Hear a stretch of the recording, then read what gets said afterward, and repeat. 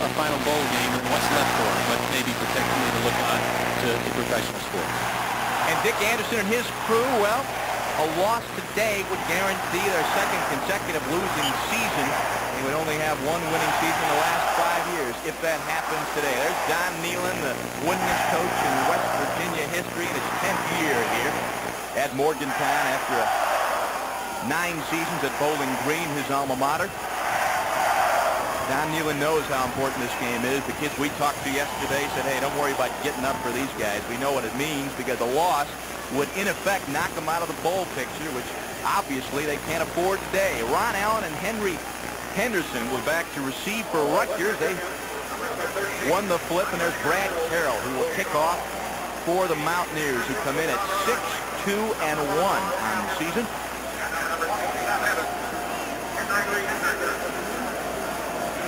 It's going to be very important today for Rutgers to establish some ball control on offense and keep the ball on offense and not give it back. They'll get tested right away on this kickoff.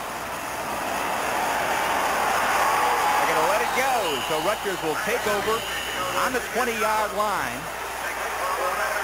And the man to lead him into battle will be the #1 quarterback in Rutgers history, and that man is Scott Ernie.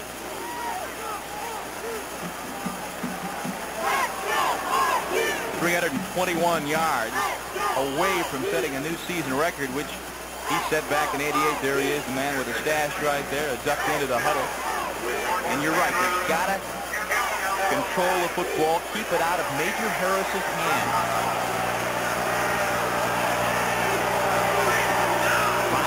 Mike Body, and Jimmy Can in the backfield. Little play action. Ernie's first flip is complete to the near side at number 15, Gary Melton.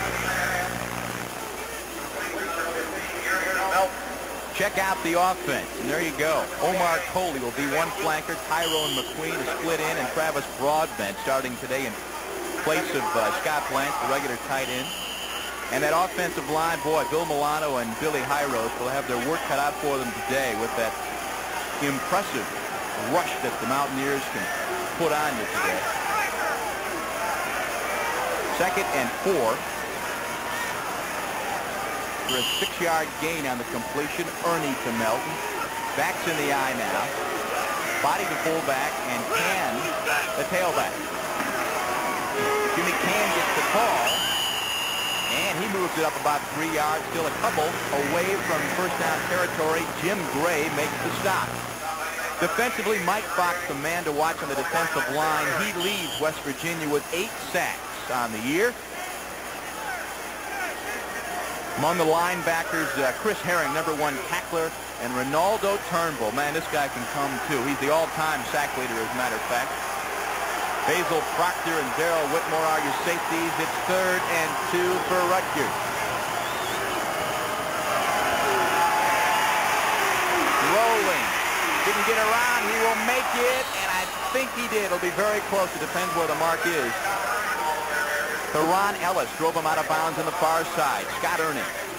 Rutgers coming in different formations, shifting players. Watch this as he comes out. This is a pure sprint to his left. He's going to throw the ball here initially, but then when they block and knock the end Brockman down, he decides to tuck it in, and he outruns Ellis to the sideline and just gets enough for the first down. Key today is to make those third down conversions. Rutgers has had trouble on third down all season making that first down. Tyrone McQueen split to the near side. Back to the eye. That's Melton back to the split formation. Melton in motion. The flip. This is Mike Body who makes the reception. Comes to the near side. A gain of about 6 on the play. And that's what they like to do. Flip it out to the back. They like the backs. Body and Can catch the ball a lot coming out of the backfield. But Rutgers has come up in the first 2 series with a new set for them. They split the backs instead of being in an I formation or a single back. And with that, they run a little counter or bootleg action. They try to slip one of those backs into the fullback or the tailback Can into the flat. That time, Body into the flat, picked up 5 yards. They're on schedule. This is exactly what they want to have each time. A 2nd and 5 or better. First down is the key for Rutgers to keep that ball, keep that momentum. This time it's Can. He drives his way up close to the 40, and he's hit there by Chris Herring, the senior out of Pueblo, Colorado. People talk about Major Harris and you talk about what a talent he is, but you've got to look throughout this West Virginia team. There are some outstanding players. You just called one of them right now, and that's Herring. Herring's been playing here ever since he was a freshman. He's the mainstay of that defense. They've got excellent linebackers in Herring and Ellis, and terrific outside linebackers in Turnbull and Brockman. 3rd and 1. You can hear the crowd. Scarlet Knights.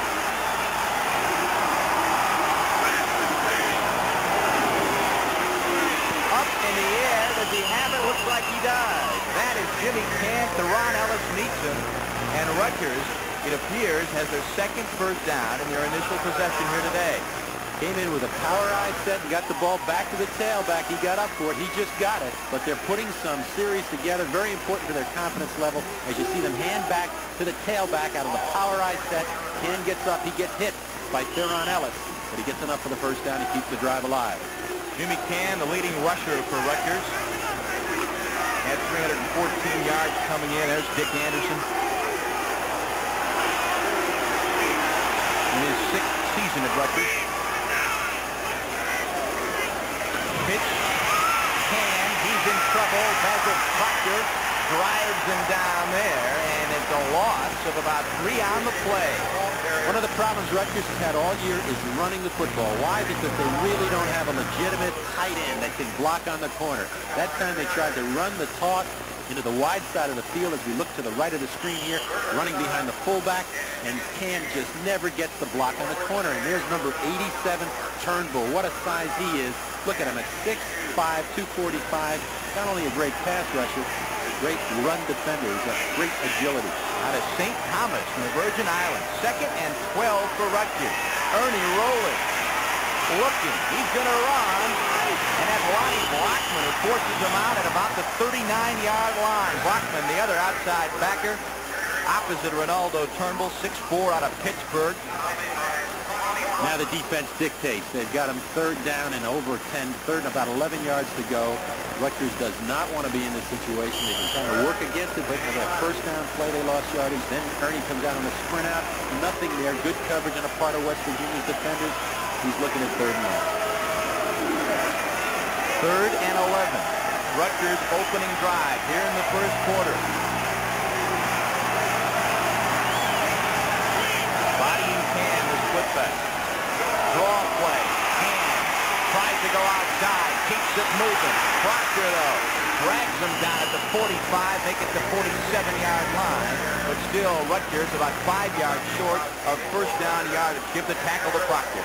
Good effort by Jimmy Can. He struggled and he ran on his own a little bit there to pick up some good yardage. Not enough, but we'll see more of the draw play today. Rutgers has to do that in the obvious passing situations because people are laying back, putting pressure on them, covering their wide receivers real tight. They've got to draw and change up every once in a while. Darryl Pellegrino on to punt. James Jett back for West Virginia. True freshman, and the guy can run, but he drops the football, and look out. At the 12-yard line, it appears the Mountaineers were able to control, and they have.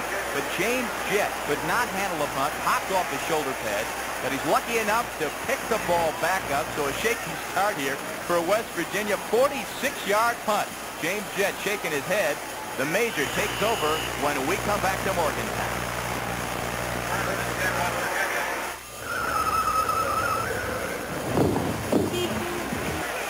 We'll see Major Harris in action. Drop back, fires. Adrian Moss, the tight end. He's got it up to the 24-yard line. Very close to first down yardage. Darren Sellers there to make the tackle. Let's go back right now and see James Jett on the punt return and see what the problem was. He watched his ball come down and hits him right in the face mask. He never gets his hands on it. Very fortunate to fall on this thing. It would have given Rutgers great field position, but he recovers his own fumble, and Major takes over with a pass to his tight end, Adrian Moss. But it looks like there may be a measurement right away on this play. Very close to first down yardage. There you see him, Major Harris, the man that Don Nehlen calls the most exciting player in America. And I think a lot of folks would agree with that. First down, West Virginia. Major Harris, a couple of weeks ago, Jack McNeil, a coach at Boston College, says you can make all the preparations in the world, but if he has a great day, forget it. And that's what you think about every time you play. You've got to try and keep him to reasonable yardage, because if he starts taking off on you, you are in trouble. He had over 300 yards in total offense last week, the 4th best of his career. Yet the folks remember the 3 fumbles. He had a rough day as far as hanging out of the football. This is Eugene Napoleon. Tries to change direction. He is hit. Number 92 takes him down there. That's Sean Williams. Here's what it looks like on offense. The backs and the receivers, of course, Reggie Rembert, the All-American candidate. He's a great one, number 88. Moss is your tight end. That offensive line, these 5 guys, all seniors. None of them started last year. They've been coming along very well. Kind of took it as a personal affront this year when everybody was so concerned about what about that offensive line. They're coming together nicely for West Virginia. Straight drop back to the major. Moves up in the pocket, and he lets it loose going long for his man, Rembert. And what a catch at the 15-yard line. Oh, my. That's what it's all about. He drops back, he sets up, and Reggie Rembert at 6'6", 200 pounds. And you forget about the talents in the other positions at times. But watch this. He just sets up. The play action holds the linebackers. He just waits, and he launches this thing. And watch Rembert. He comes off of 37 Celeste, who never finds the football, but he's so big and so strong, he looks back and makes the catch. The big play, the play that really rescued West Virginia throughout Major Harris's career. Now he's got it going, and they got great field position. 59-yard connection. Harris to his favorite receiver, Rembert. Rembert told me yesterday, hey, I'm set for a big day. Haven't had one for a long time. He's off to a good start. That was Rico Tyler, the fullback. Good for a couple of yards. A lot of people, Bob, compare Major to Randall Cunningham. Fair comparison? Very fair. Very, very similar in the fact that he's got size. He's got a gun for an arm, and he can run all over the field. Very similar, very talented. He's the kind of guy that I'm sure a lot of people are just waiting and drooling for him to become eligible so they can take him. 2nd and 8, West Virginia on the Rutgers 15. Harris on the option, pitches out. This is Napoleon. He's got a blocker there. Moss rising up to about the 11-yard line. Ron Allen, the cornerback, hits him there and drives him out. Napoleon made a choice there. He just decided to bounce it outside. He would have been better in this situation where he's on the field and make it up inside. As you look at the defensive line for Rutgers, so Fitz is a sophomore starting at the nose position, and Williams, another sophomore at the outside linebacker position. Number 1 tackler on the team, Bob, as you know, Pat Udovich, inside linebacker among the members of the secondary. Look out for Darren Sellers, probably the best guy back there in terms of making the tackle. Harris to the end zone, touchdown, Reggie Rembert. Didn't take him long.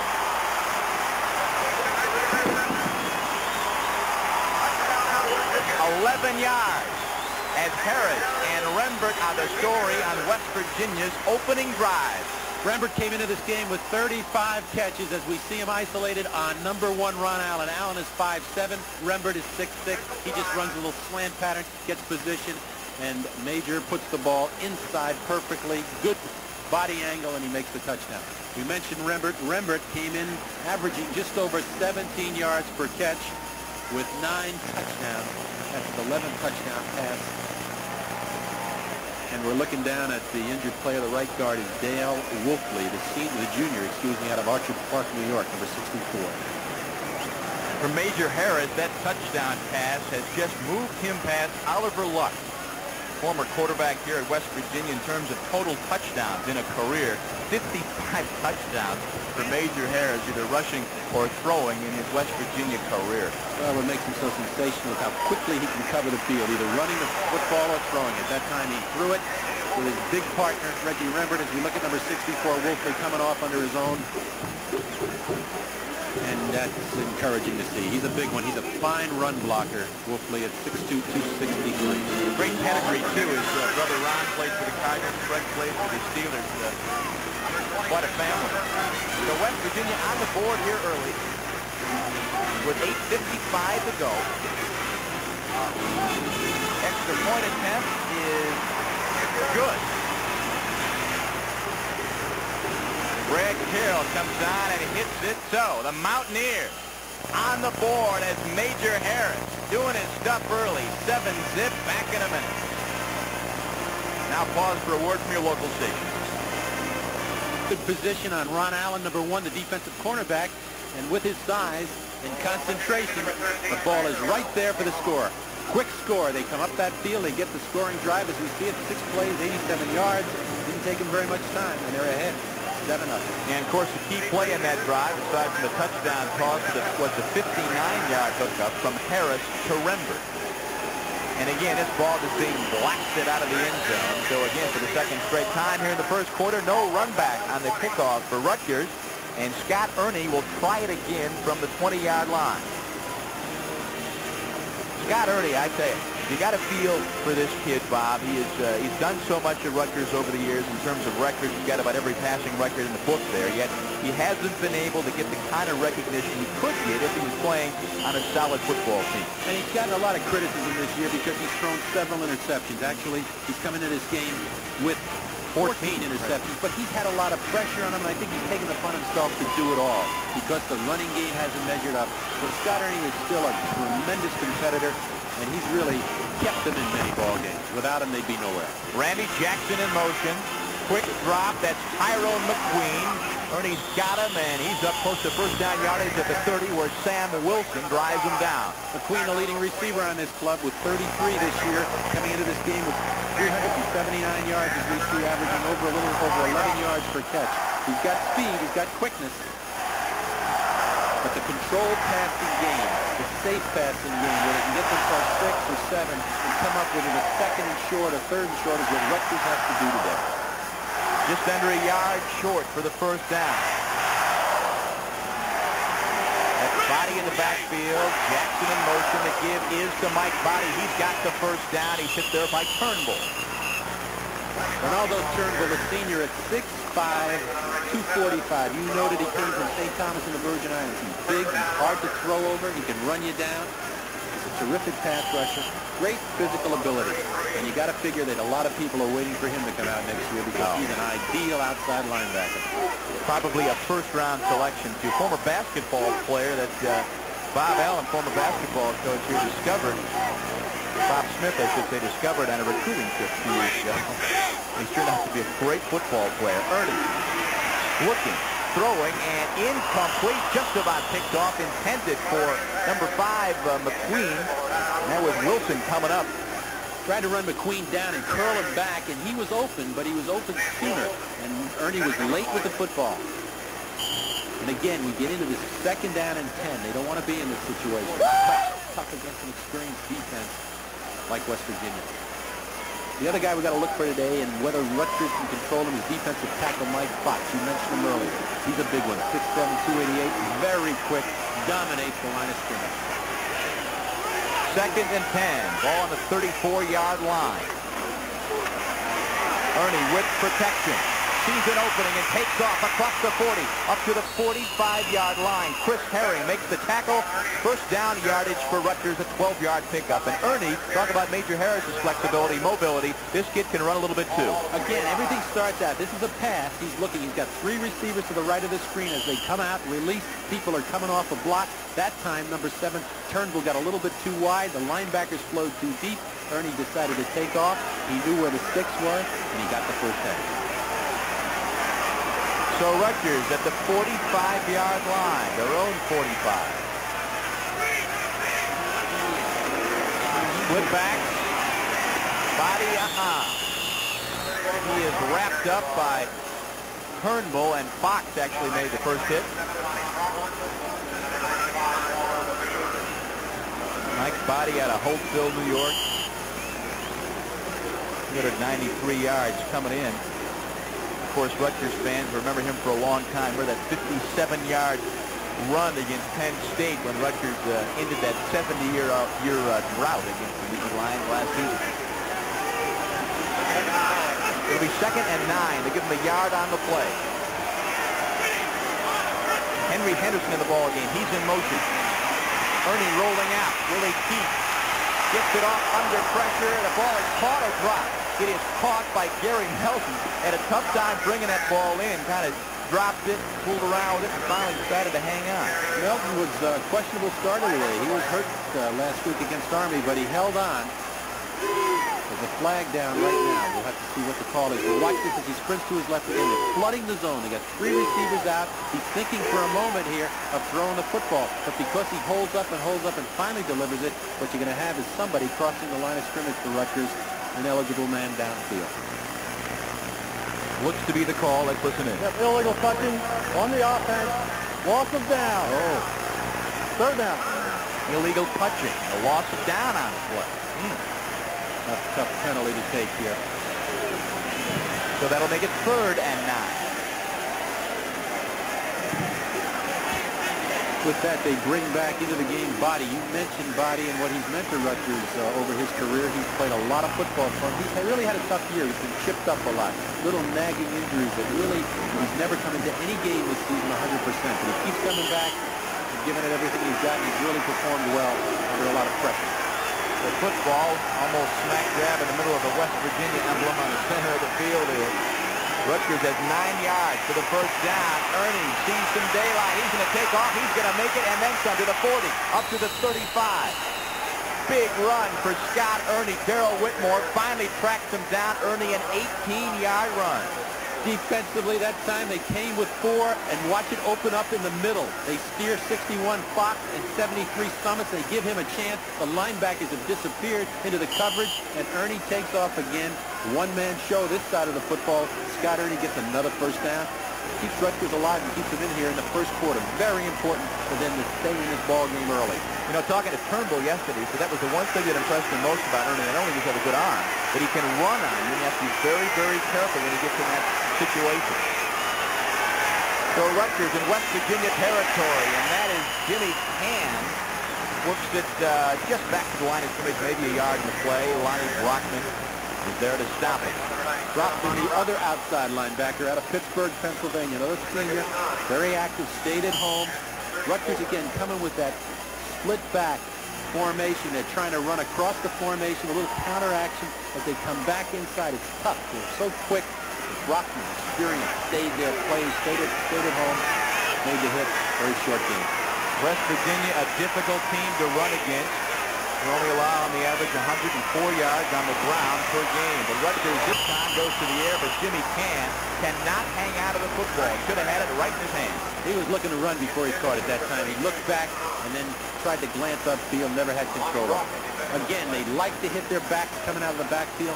Can came into this game with 28 receptions for over 370 yards and 4 touchdowns. He may be the best receiver really on the whole team. Senior out of West Nyack, New York.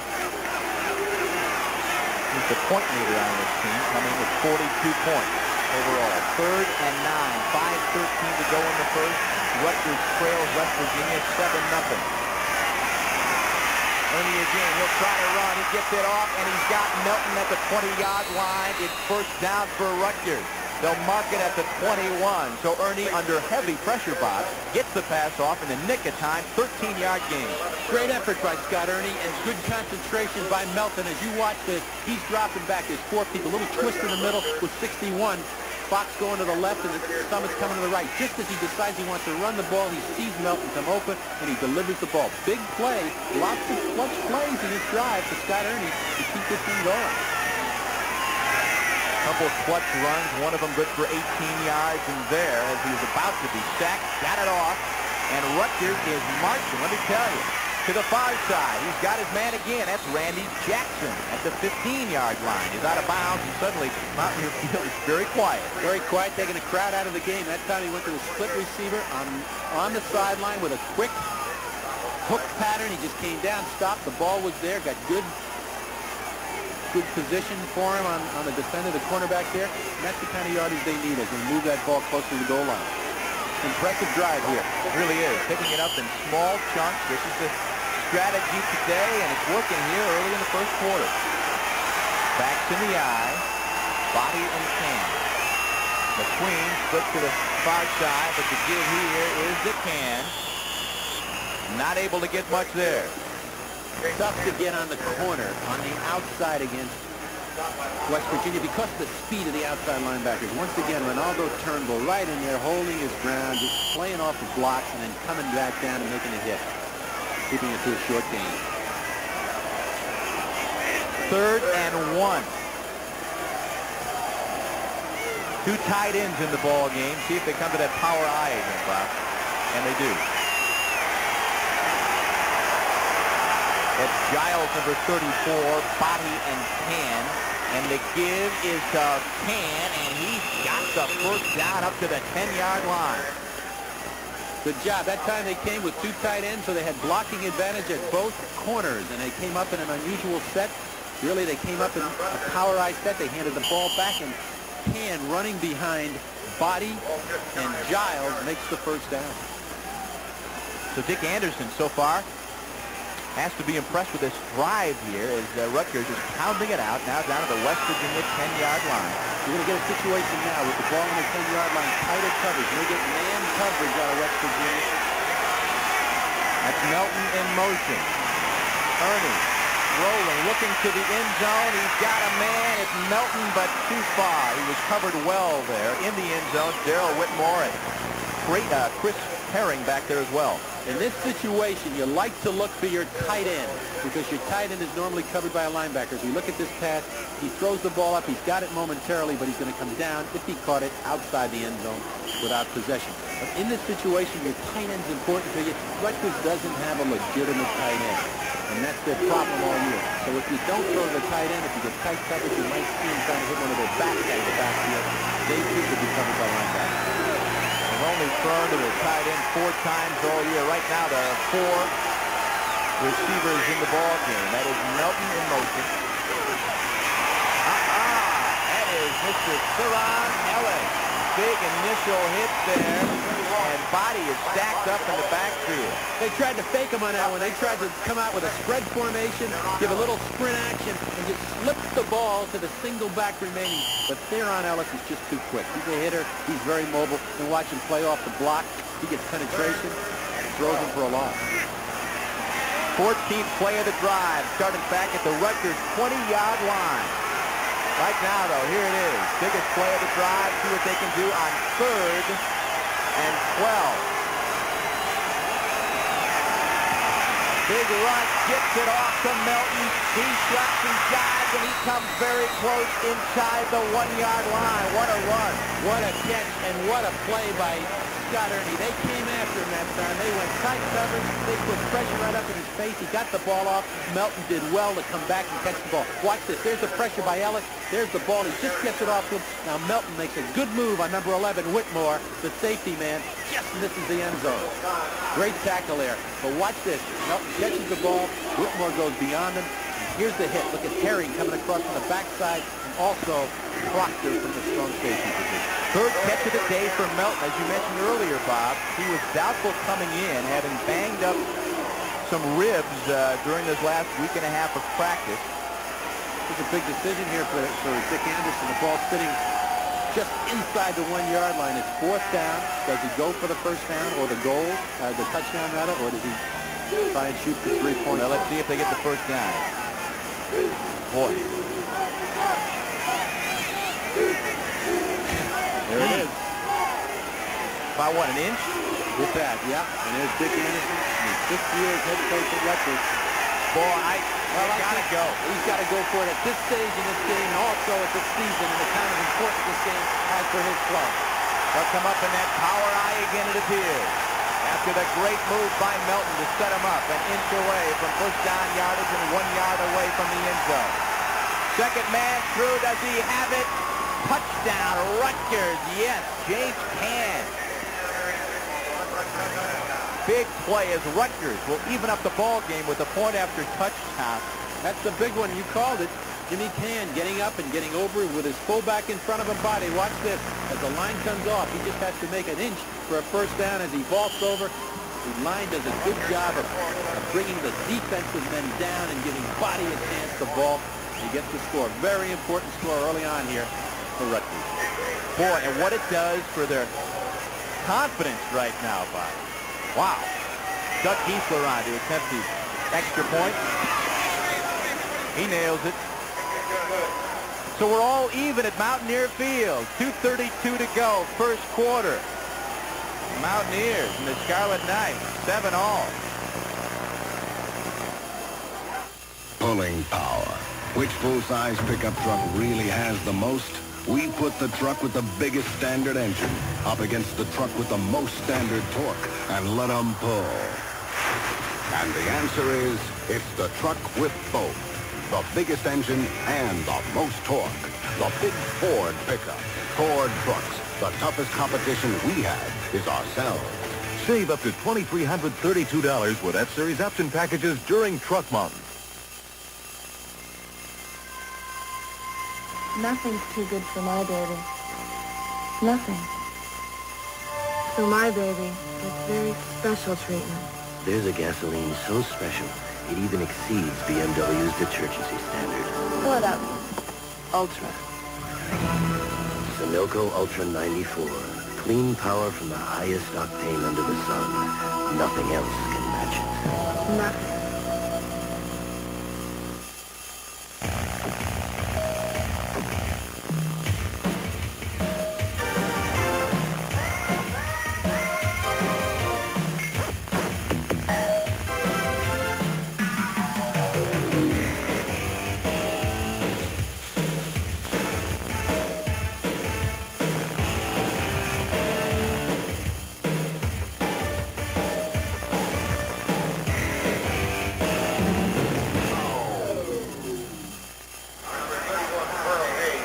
This half of Great American Independent Football is brought to you by, in part, Ford and your local Ford dealer. Have you driven a Ford lately?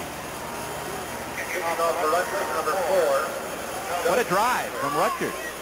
John Neal, I'm saying, what hit it here, huh? Well, big plays in that drive, and big plays you got to make in order to stay in a ball game against West Virginia. Big plays by Scott Ernie and his receiver corps, particularly Gary Melton and Tyrone McQueen. A couple of clutch catches there. Converted on 3 third-down situations and 1 fourth down on an 80-yard drive. Falling down, that is James Jett. At about the 22-yard, 16-yard return. Let's watch the touchdown one more time as Can goes over the top. Look at that offensive line on the left side doing a great job of blocking. Steve Tardy, the left guard, makes the hit, gets those people down. You get those kind of guys, that kind of play. 17 plays, 80 yards for the score. Look at the time of possession. Very controlled by Rutgers. When the Rutgers coaching staff sat down to create a game plan, that's exactly the drive they had in mind. That's exactly how they had it worked out. And it's 7-all here in the first quarter. Major Harris again, and this time it's Derek Ford, the tailback, moves it up to about the 26-yard line. One of the problems all year for Rutgers has been their defense, their inability to contain people, to stop the run. Syracuse came in here a few weeks back, controlled the ball on the ground. Billy Shaw had his best day passing. Rutgers defensively does not have the speed and the size of many teams they play, and they really got to cope with lots of movement from their down linemen and linebackers in order to compensate for it. 2nd and 6 after the 4-yard gain from Ford.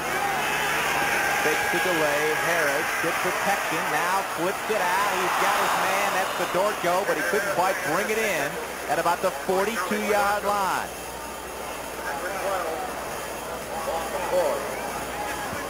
This is typical of Major Harris, though. He comes off a little play fake to the tailback here. He sits up and he's looking and he's waiting for Fedorko, number 6, to come across the formation. But as he starts to his left, the ability to just throw the ball, flick it out there, very close. That pass was very catchable by Fedorko. Major can get a good ball off while throwing off balance, as you can see there.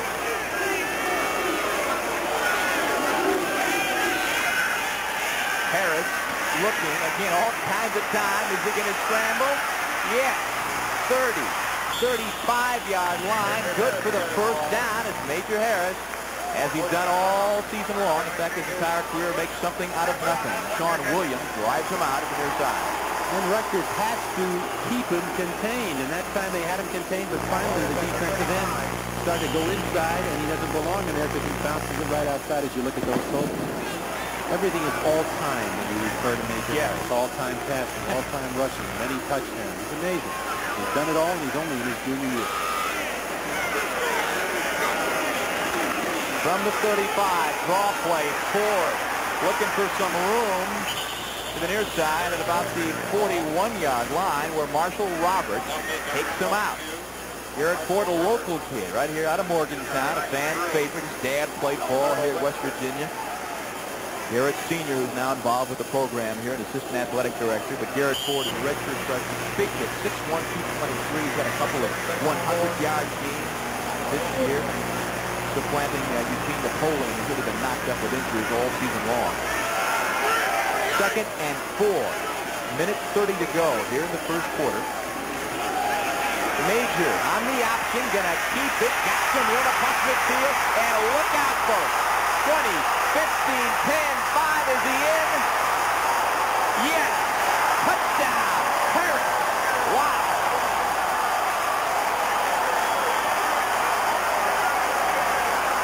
It starts out so innocently. Just a plain old option down the line, and you see the rest that can happen with the great athletic ability of that guy. 59 yards, Major Harris all the way. Watch as he comes down the line, straight down the line option. There's the trail back 32 Ford. He decides now to elect. He fakes him out. There's a block downfield on the cornerback, Allen, and now it's a foot race. And that's what he's got, the ability to run and get into the end zone for the score. The kick from Carroll is good, and just like that, it's 14-7. Major Harris got a big smile on his face at any time from anywhere. That man can strike. He just did.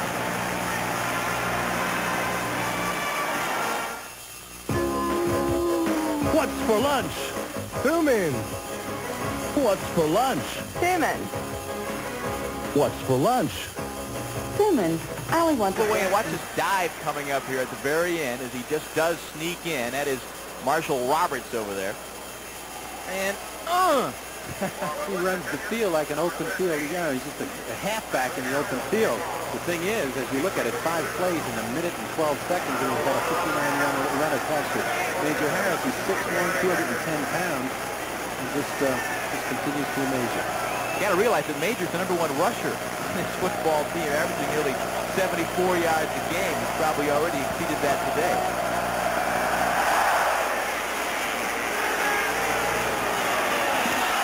Once again, a boomer, and Ron Allen thought, well, maybe I'll take it out, maybe I won't. Ron Allen, who last year, as you remember, a couple of 90-yard plus kickoff returns, so if anybody's capable of taking one out of the end zone, he probably is. Henry Anderson, the senior, was back there with him in the dual safety role, and he wasn't about to let him come out of that end zone. He almost had to tackle him, didn't he? 14-7, West Virginia on top. Major Harris is struck twice, once via the air to Reggie Rembert from 11 yards out. You saw the play moments ago, a 59-yard run on the option. It's 14-7. Jimmy Garantano, flank to the near side. Split up top, that is Jackson. Hand in motion. The toss is number 87, the big tight end. That is Scott Blanche. Tries to work it up close to the 30-yard line. There's one of the frequent times they hit the tight end. Scott Blanche came into this game, the senior, with 3 receptions and 35 yards. Just a drop-back action, possession-type pass. Blanche comes open, he hits him with the ball, he catches it, gets upfield, gets good yardage. And this is what Rutgers did on that last drive. They just kept making the first down, moved up the field, got big plays out of their quarterback scrambling. As you look at the senior from Cherry Hill, New Jersey. 2nd and 1, 9-yard gain. Ernie so far 7 of 10 through the air. Second pass through, that is Can, but he is stacked up there. That's the backup inside backer Steve Grant, who, although he doesn't start, is a #2 tackler in this football team. He's very active. He's the only true freshman to play last year. But he's got size at 6'2", 225, and he's one of the large contingent of players that West Virginia has from Miami, Florida. 3 of their starting defensive backs. Fulton at cornerback. Proctor at strong safety, and Waters, who was injured a little bit last week, but Preston Waters, the other cornerback, all from Miami. They've done a good job recruiting in South Florida. They love to bring the kids up. Reggie Rembert, another kid out of Florida, has done well for them over the session. Rutgers, 11 and a half minutes, only 3.5 for West Virginia. The difference is the Scarlet Knights have been picking it up in bits and pieces on that long, long drive. And a fumble on the play. Yes, West Virginia, it appears, has recovered. That was number 32, Jimmy Can, who was hit. And West Virginia will have the football on the 32-yard line. That's Chris Herring, the senior linebacker. was unfortunate. He gets through here, and he makes the first down. He's sort of casually running. Watch him as he carries. Oh, it gets hit right there. He bumps into his fullback, who's trying to block up front for him, body, and Herring, the linebacker, falls on it. Big break for West Virginia. They got great field position. Chris Herring, who I was told earlier, has all kinds of family here from Colorado, from Chicago on this, his final home appearance of his career. As Rico Tyler, the fullback, he fumbles the football. I believe he was down already, however, at the 30-yard line as Pat Udovich hit him there. Pat Udovich, the senior out of Brookhaven, Pennsylvania. He's the smart player. He's the guy that's been there. He's the leading tackler with 49 solos coming in this game. He's had a tough time as we look at Chris Herring on the sideline. Major Harris will throw, and he's got a man, but it's up in the air. Is it incomplete, or did he catch it? That was Adrian Moss. They'll give him the catch, and it's a fumble, and Rutgers has recovered. What a wild play. What a chain of events. Can you believe it? And look at Don Nealon. He saw it happen. Tough break, he's saying, come on, let's get off and get the ball back. That was Harris to Moss. Moss made the catch, got hit, the ball goes up in the air, and Rutgers falls on it to get the ball back at the 7-yard line. Beautiful execution. Watch him as he releases. The tight end comes right down and releases in the middle behind the linebackers. He gets hit from the side by the cornerback. That time it was Marshall Robertson. Watch the ball come loose. Big break for Rutgers. Big break. They were on their way to another score. So 2 turnovers very quickly here in the last 30, 40 seconds, and Rutgers has the football again. Scott Ernie. That'll be Mechanicsburg, Pennsylvania. He's at the control. So far, they're working very effectively. Again, it's Buchanan, and he's gang tacking at the 10-yard line. Grant, the first man to get some contact there. Rutgers got to be very careful in here. They can't afford to make a mistake and give the ball back in field position. They're chewing away inside, trying to get some yardage, get the ball up and make a first down. Get a little more field to work with. Very hard to operate in here. 2nd and 7.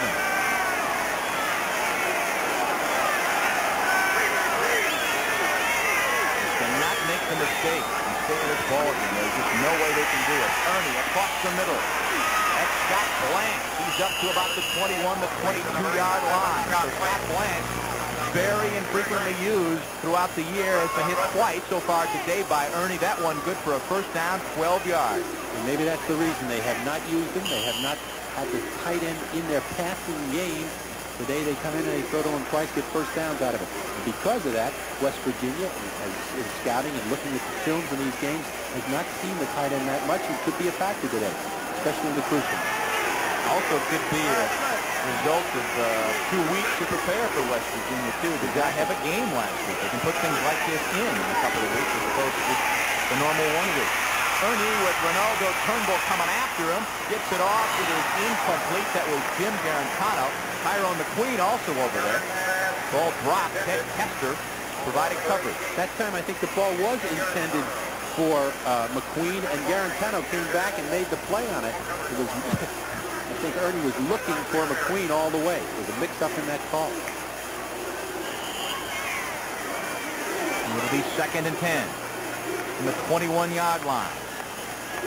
Scott Ernie, a guy that a lot of schools didn't think could play big-time college football at the quarterback position. Exactly. They looked at him as a fine athlete, but they didn't think he could do it at quarterback. Rutgers did, and he's gotten a lot of mileage for him. Boy, no kidding. Draw play. Hand. Puts his head down. Gets up to about the 26-yard line. Basil Proctor gets the tackle there.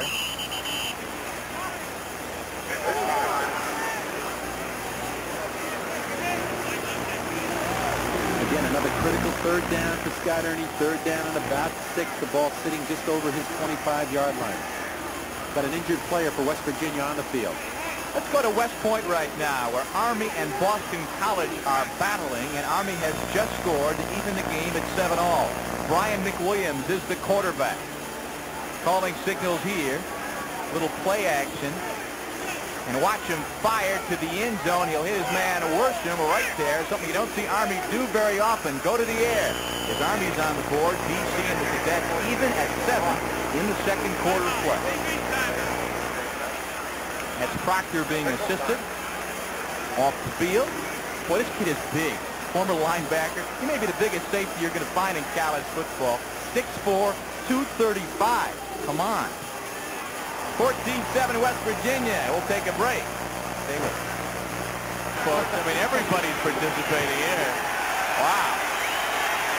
Right now, though, 12:53 to go for the half. 14-7 West Virginia. 3rd and 6 for Rutgers.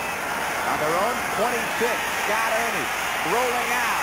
Look out. That is Teron Ellis who comes over. Ernie gets it up to about the 31-yard line.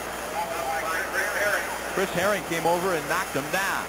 He was looking to throw this football off the sprint out action, but he's never going to get outside of contain. Watch the pressure here. The end is blocked down. They get Turnbull down, but here comes the inside pressure from Ellis. He's all over the field, and as he tries to get to the first down, the ever-present Chris Herring, active linebacker at 6'3", 220, comes over, makes the hit. We've got another 4th down and short yardage, but they're in a different situation here. Yeah, Ernie about a yard short of where he wanted to be. And clearly at the 30-yard line, this stage of the ball game, you got to punt this thing away. The officials have called for the change, so they're going to bring him in and take a look at it. Doesn't look terribly hopeful, but you never know. Let's take a look at it and see what happens. A lot of pressure on Dick Anderson. Won just twice this year in 8 games, Bob. A lot of people feel like his job is in jeopardy. The administration says they'll make a review after the season and evaluate as they do each year. They're about 4 or 5 inches short, it appears.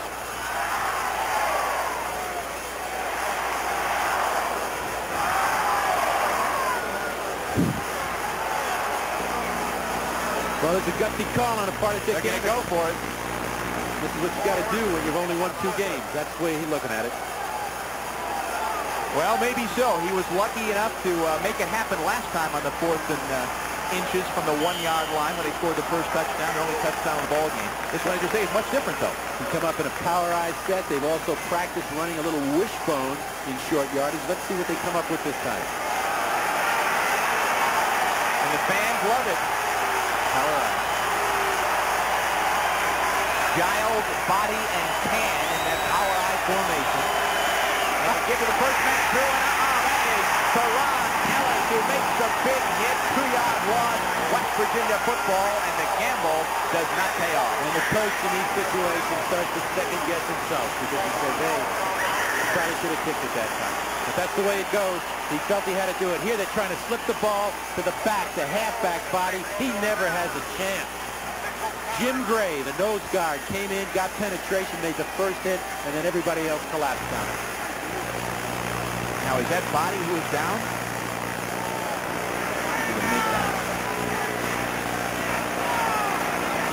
Unable to tell from our vantage point right now. I believe it is, though. We'll let you know what happens there, but right now let's pause for a word from your local stations. Since 1980, they've continually upgraded and improved it and enlarged it, so today it seats, what, 63,500 back in 1980 when they first opened the doors. It's been about, what, 50,000 in here, but they pack it every weekend. It's a great facility, and it's a beautiful facility to come and watch a game. It's a good facility for them to recruit with because it is impressive. So West Virginia with the football on the Rutgers 30-yard line, and as you can see, a broken play here. Tyler Carey. Had some strange movement off the ball there. That was Bouchard.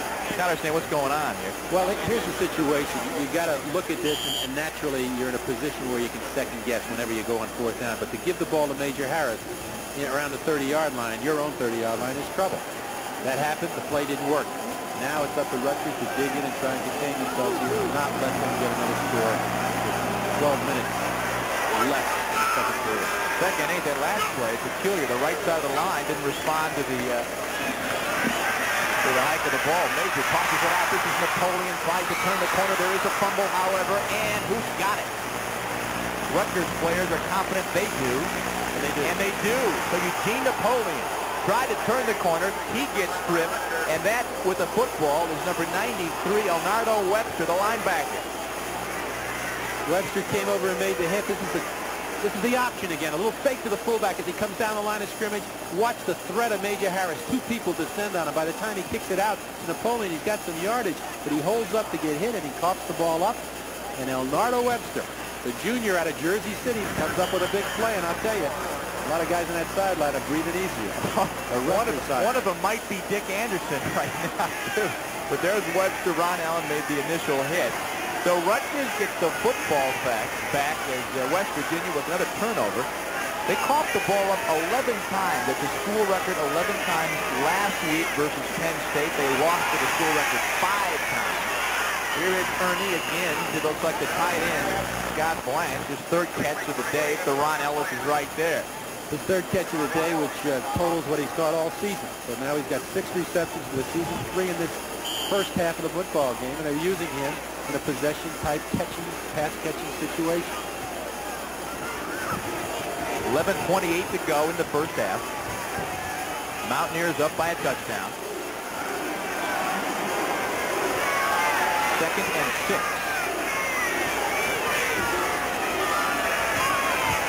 Ernie throwing. Complete to McQueen at the 42-yard line. He is hit immediately by Turnbull and Fulton at the 44. Scott Ernie's ability to roll out, to sprint out on the corner, and to hang in there makes this play go. He gets on the corner. It looks like nothing will develop. By that time, receivers come open. He waits. He pans the field, and he dumps the ball off to McQueen, and he makes the catch for the first down. He's putting that kind of pressure on with his running ability. And I think West Virginia is very conscious of his scrambling, particularly in that first touchdown drive, and it's helping him to make the pass now because they're not putting the same type of pressure on him. First down for the Scarlet Knights. Ernie having a fine afternoon. 10 of 14 for 90 yards. Another completion, this time to Randy Jackson as Rutgers in West Virginia territory. That was Sam Wilson to make the hit.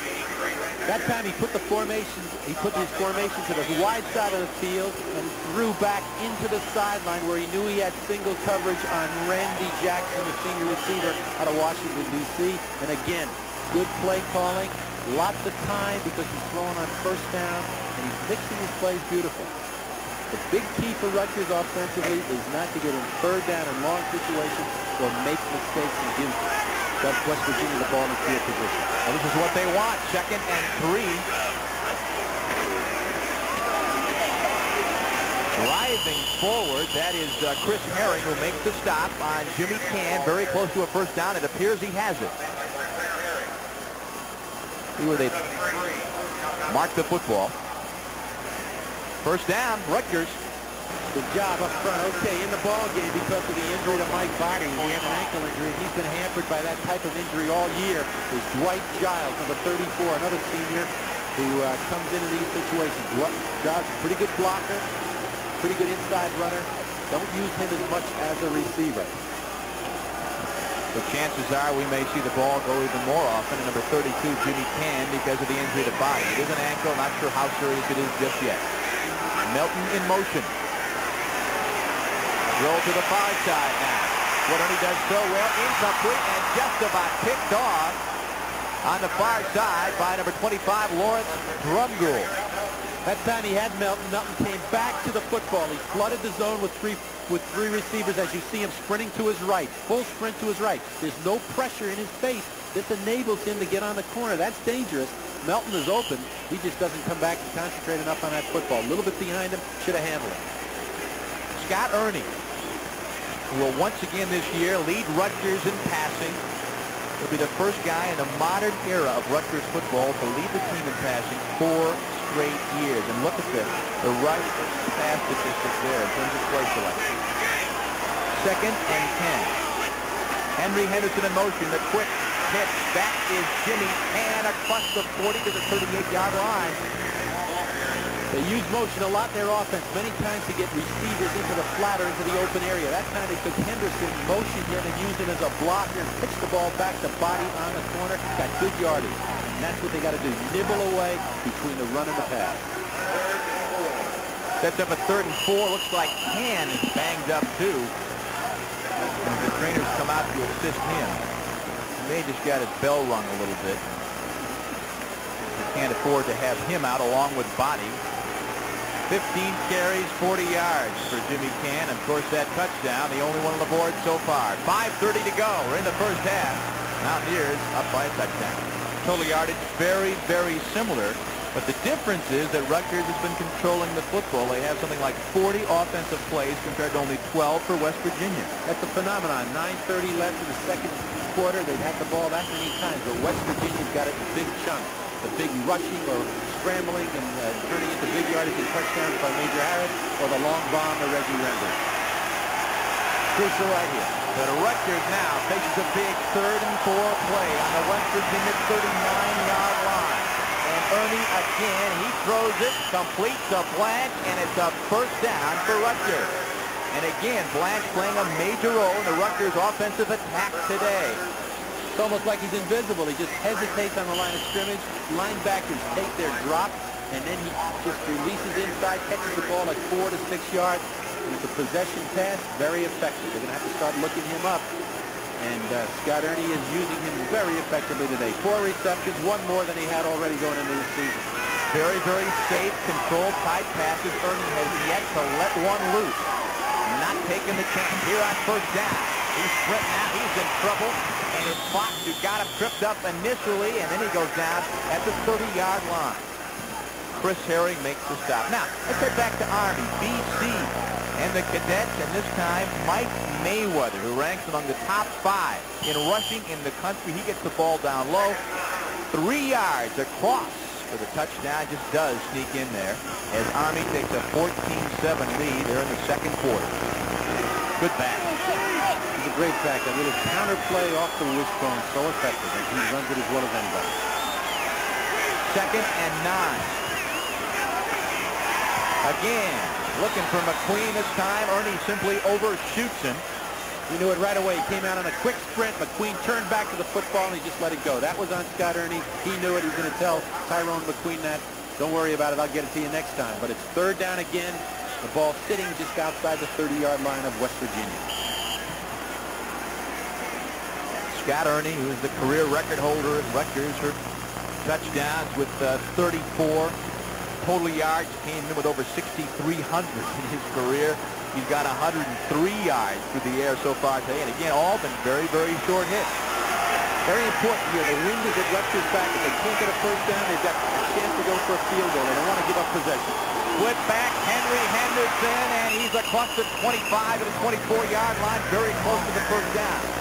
Again, in the 3rd and long, they came with a draw play. Henderson, who's been an outstanding runner here throughout his career, hampered by injuries the last 2 years, just getting back into form. Little draw play action right there as he hands the ball back to Henderson. He gets up very, very close, and here's a decision for Dick Anderson again. Henry Henderson is a senior from Akron, Ohio. Quickest back in the Rutgers stable.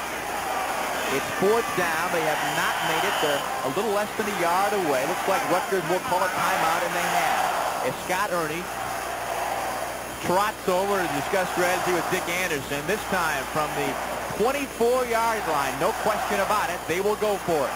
A trail by a touchdown. We'll see what happens in the hills of West Virginia. Over to him just moments ago.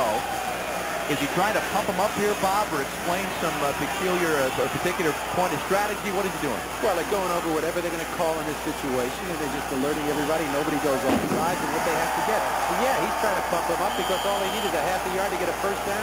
Keep this drive alive. They're very much in the ballgame, and they've had possession, much more so than West Virginia.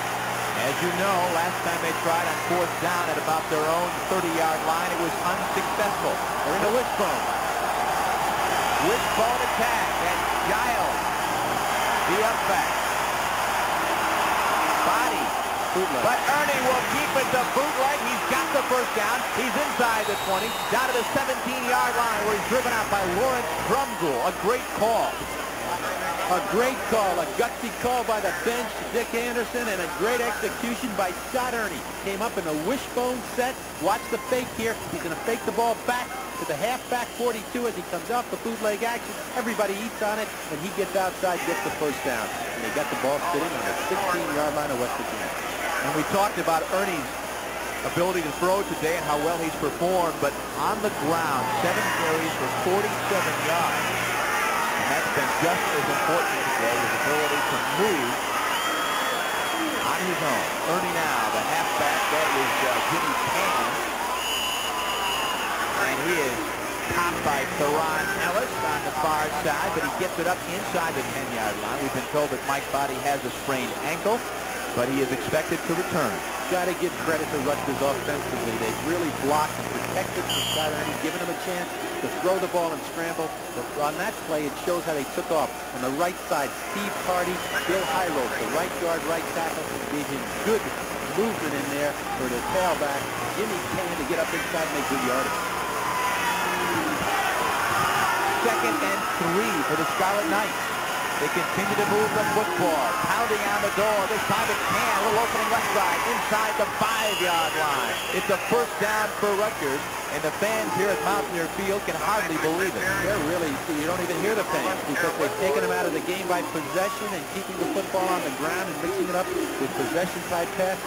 Now the crucial. Now they've got to get something about it. 4-yard line. First and goal now inside the 5. We talked at the outset. The game plan was to keep the football, control it, keep it out of Major Harris's hands, and they have performed flawlessly in that regard. Except when Harris gets the ball, it happens quickly as it has in the first half. But Rutgers is close, and that's all they cared about, staying close with West Virginia. Well, we haven't seen much of Major today. He hasn't had a chance to carry the football. This time, it's Can getting stripped up. Gets back, though, maybe a yard past the line of scrimmage where Sam Wilson is there to greet him. Big play, though, from the cornerback position, number 28 for the Mountaineers. That's Sam Wilson, who you called, came in and penetrated and really made the play. Never gave him a chance to make the cut. Really no gain at all on the play. Remains 2nd and goal. 5:18 to go for the half here as Rutgers trying to even up the score here. The 15th play of this drive, and the back again in that wishbone cut.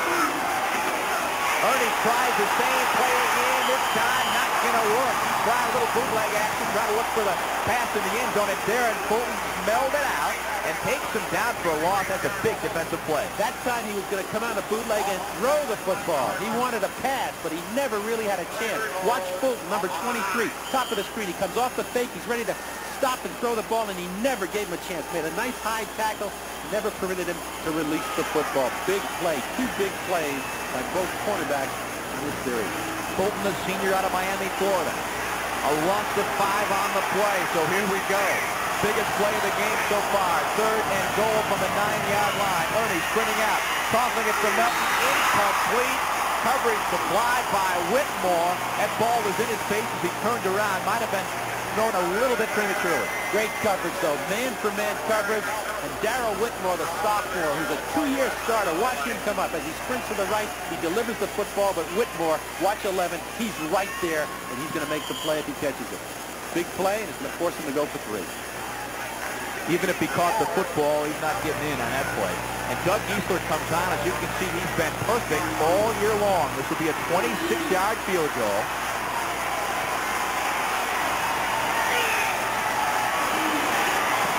Who is up, and it is good. So Giesler converts from 26 yards out. He is still perfect on the year. 11 for 11 brings Rutgers within 4 points here right now. Let's take a look at today's 2 fine institutions, Rutgers University and West Virginia University. You get a strange quality to the sound, yes. See if you can get a little bit more strength into the finger on it.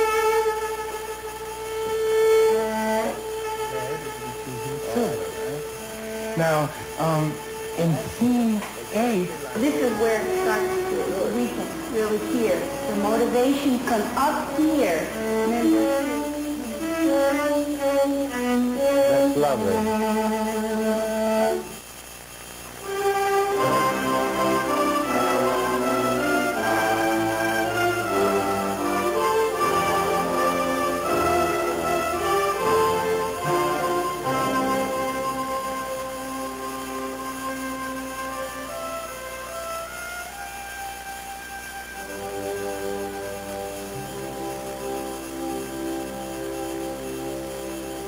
West Virginia University.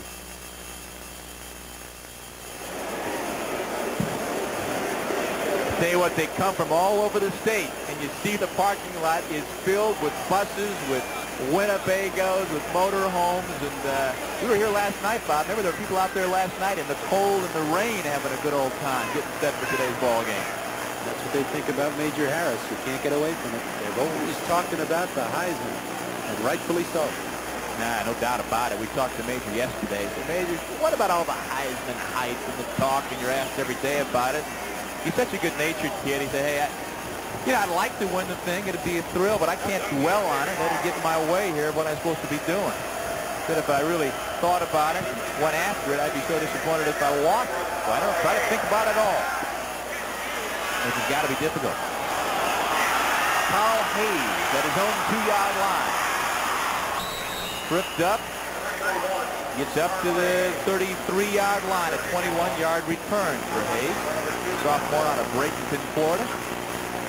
We've got 4 minutes and 13 seconds to go here in the first half. We've got a football game. A lot of folks didn't figure it'd be close like it is, but it's a 14-10 ball game. Mountaineers up 4 points. That drive, Bob, look at that. Over 7.5 minutes. Just pounding it out. Well, the first drive for the touchdown by Rutgers was over 6 minutes. So they had the ball 14 minutes in the first half, and they turned it into 10 points. But Major Harris has a chance to work his magic again. Little play action. He goes down, but gets it off the board. And that in itself was something, as he was really almost going to go down there. Pat Udovich. Tim Lester came in from the defensive end position and knifed in, got inside the block, and got to his legs. Watch this as you see number 98 appear on the screen. Here he comes in. He makes a little play fake. As he gets to him, there he is making a hit, and he just gets it off. But by the time he does, number 32 Ford doesn't have his footing, and he takes a loss. Loss of 4 on the play makes it 2nd and 14. Tyler and Ford in the backfield, little option, reverse direction here, but Pat Udovich, big defensive hit, and Rutgers defense is pumped up as Major Harris caught for a loss for the 2nd straight play. That time he was trying to run the ball back into the boundaries of the sideline, looking like he was going to try and run an option. But when he saw it wasn't there, he's so quick, he stopped, tried to go back. Udovich pursuing from the linebacker position was there. 3rd and a long 14.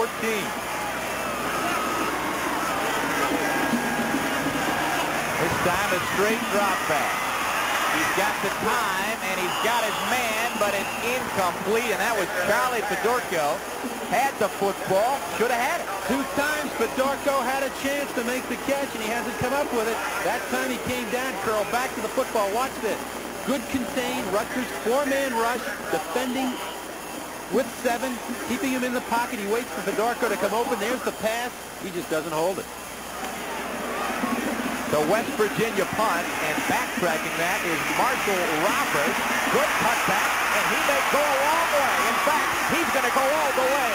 10-5 touchdown, and Rutgers goes in the lead just like that. It's a 63-yard return for Marshall Roberts, the sophomore, out of Abington, Pennsylvania. I hate to tell you, but I saw a big let-up on that punt coverage team. That was an excellent punt, and Roberts just went over and caught it over his shoulder. People were looking around. Nobody got into the lane. He got up the sidelines and took off. Big play for Rutgers. The fans were booing, Bob, as I think you could probably hear at home after the incompletion from Major Harris to Fedorko. The team rather deflated at that point, and maybe they let up a little bit. Their energy was off, didn't pursue, and Marshall Roberts takes advantage. Wow. 16-14 Rutgers, 2:37 to go in the first half. Next, Giesler on for the extra point attempt. It's good. So the Scarlet Knights, who won just twice all season long, have never won a football game in the history of the series going back to 1916 here in Morgantown, are up 17-14. There's Roberts. He went back, took it over his shoulder, just went up the sidelines, and there's really nobody downfield. And he's just got the kicker to beat, and of course he outruns him into the end zone. But people let up on that punt. They weren't sure that he was going to catch the ball. They didn't run that hard. And they gave Rutgers a chance, and they took advantage of it. That's a big touchdown. Yes, Marshall. You deserve all that. He is loose in the end zone. You're right. Hey, it's been such a long, long for the Scarlet Knights. That incidentally was the first return for touchdown on a punt in 5 years for Rutgers. But it has been such a difficult season because the expectations were so high coming in for Rutgers. And a lot of seniors, a lot of red seniors who had come back to play their final year, 50-year seniors, and Dick Anderson and his staff was very hopeful. They just didn't get off to a good start. They had 2 ties early on with opponents named Selfish and Beat, and they leveled off after the Northwestern game. But they tried hard. They've been hampered by injuries along the way, but today they're playing awfully tough. That's Hayes squirming up past the 30 to the 31-yard line. And let's take a look at that punt one more time. Marshall Roberts. Watch this. Now watch it. He gets up in here, and really there's nobody to be seen. Look at that lane. Look at that alley up the sideline. A lot of guys on their feet. Nobody going for the football, and he's in the end zone. Okay, it's 2 minutes and 31 seconds, and nobody can score or make use of that time better than the guy at quarterback right now for West Virginia. Time for some major magic. That's what Mountaineer fans want to see right now. They need some kind of injection of enthusiasm right now. Some energy, some vitality, something. Major incomplete pass. That ball intended for Greg Dykes. And again, you hear the boos here. And West Virginia is this off. I think we talked about it at the beginning of the broadcast, Bob, about the letdown after the Big Ten stage. Bitter rival. They lose the ball game 19-9. They lose the chance to the major bowl. They're playing a team that has won just 2 ball games coming in, and perhaps we're seeing a little bit of that today. Major Harris scrambling. Doesn't get much. A couple of yards maybe. You can see that ability he has to get away from tacklers. That one didn't pay off very much. But the most amazing thing right now is they're only rushing with 4 people. 4 people. Major Harris and his offensive line can handle that. Now, even when he wants to scramble, it isn't there. Right now, Rutgers defensively is playing above themselves, doing a great job in the secondary and hanging in tight with the receivers. 3rd and 13. Major Harris, will he look for Reggie Rembert? The answer is yes, but does he have the ball? No, at the 47-yard line. Underthrown. Rembert could not pick it off. He's disgusted with himself. He comes to the sideline. 3 plays and out. That's it. You know, in this particular series, both passes that Harris threw were underthrown. Watch this one here. He's got Rembert coming underneath and open late, and the ball is thrown down into the ground. He never had a chance to make the catch. Here's the punt. Roberts again, the 25 this time. No fireworks involved. Greg Herzog's punt returned only a couple of yards. West Virginia in that first quarter scored on their first 2 drives. Since then, we've seen a fumble, a punt, and a punt. Major looking for some advice from the coaching staff upstairs. With 2 minutes, just a little over 2 minutes, 2 minutes and a second left here in the second quarter. It'll be interesting to see if Scott Ernie continues the way he started, just pecking away at the defense, or whether he'll go up top here trying to get another score before the half ends. He's yet to really fire it long today. Body still on the sideline. Giles and Kane. Here's the pitch to Kane. He struggled for a couple of yards. Taken down by Ronaldo Turnbull as the clock ticks down under 1 minute and 50 seconds to go. And they're huddling up on every play, so they're not going without a huddle. They're going to take their time, maybe work the clock down, and then put the ball up top when there isn't much left on it in case West Virginia does have to get it back. They won't have much time left on the clock. It'll be 2nd and 7 for Scott Ernie and company. Giles still at fullback. We haven't seen Mike Body return from that ankle injury he suffered early in the second period. The pitch to Can. That's to Ron Ellis. He makes the first hit, assisted by Steve Grant. And the West Virginia fans want to get this football back one more time before the half. 1:04 to go. 3rd down call here for Scott Ernie and the Rutgers coaching staff. Will they put it up? 3rd down and about 5. They've looked for the tight end a lot today. The Rutgers Scarlet Knights silencing this crowd of more than 60,000 here at Mountaineer Field. They're up 3. Under 40 seconds to go for the half. 3rd and 5. This is Hand. A little bit of room left side. Tries to work it for the first, but he is short by about 3 yards. There's a timeout by West Virginia. And the crowd cheers because they felt they should have used the clock more often here in this drive to stop play and get the ball back. They've got 31 seconds left, and they're forcing Rutgers to punt. Very effective first half for Rutgers. They've done what they wanted to do offensively. They control the ball on the ground in the short passing game. They come up with a couple of scores. Their kicking game provided a thrill with Marshall Roberts returning one for a touchdown. And they've really taken, as you mentioned, the crowd out of the game. And this crowd here can be very effective. So far, they haven't had that much to cheer about. Exactly 31 seconds remain in the first half.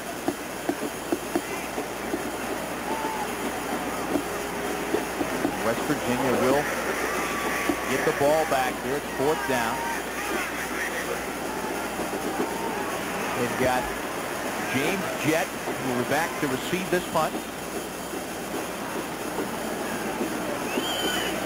Pellegrino's only punted once so far today. This will be his 2nd punt of the afternoon. He's a freshman out of Saddlebrook, New Jersey. Well, they've had trouble in their punting game. They started the season off with a reserve quarterback, Chesner, who was hurt. And they lost him. They struggled for a few weeks, and they finally came up with Pellegrino, and he's been doing it in recent weeks for Rutgers. A lot of blue and gold shirts on the line. Look out. Pellegrino gets it off. It's a low kick. Bouncing, and James Jett picks it up on the run. Far side. He's heading for the sideline and stops that clock. He's out at about the 31-yard line. 11-yard return on the 44-yard punt. 21 seconds remain. Major Harris got to move that ball almost 70 yards for a touchdown. We'll see what happens here. 21 seconds to go. 21 seconds to go. West Virginia still has 2 timeouts remaining. They can work the timeouts and the clock. They can't get a score. They can get a chance perhaps at 3.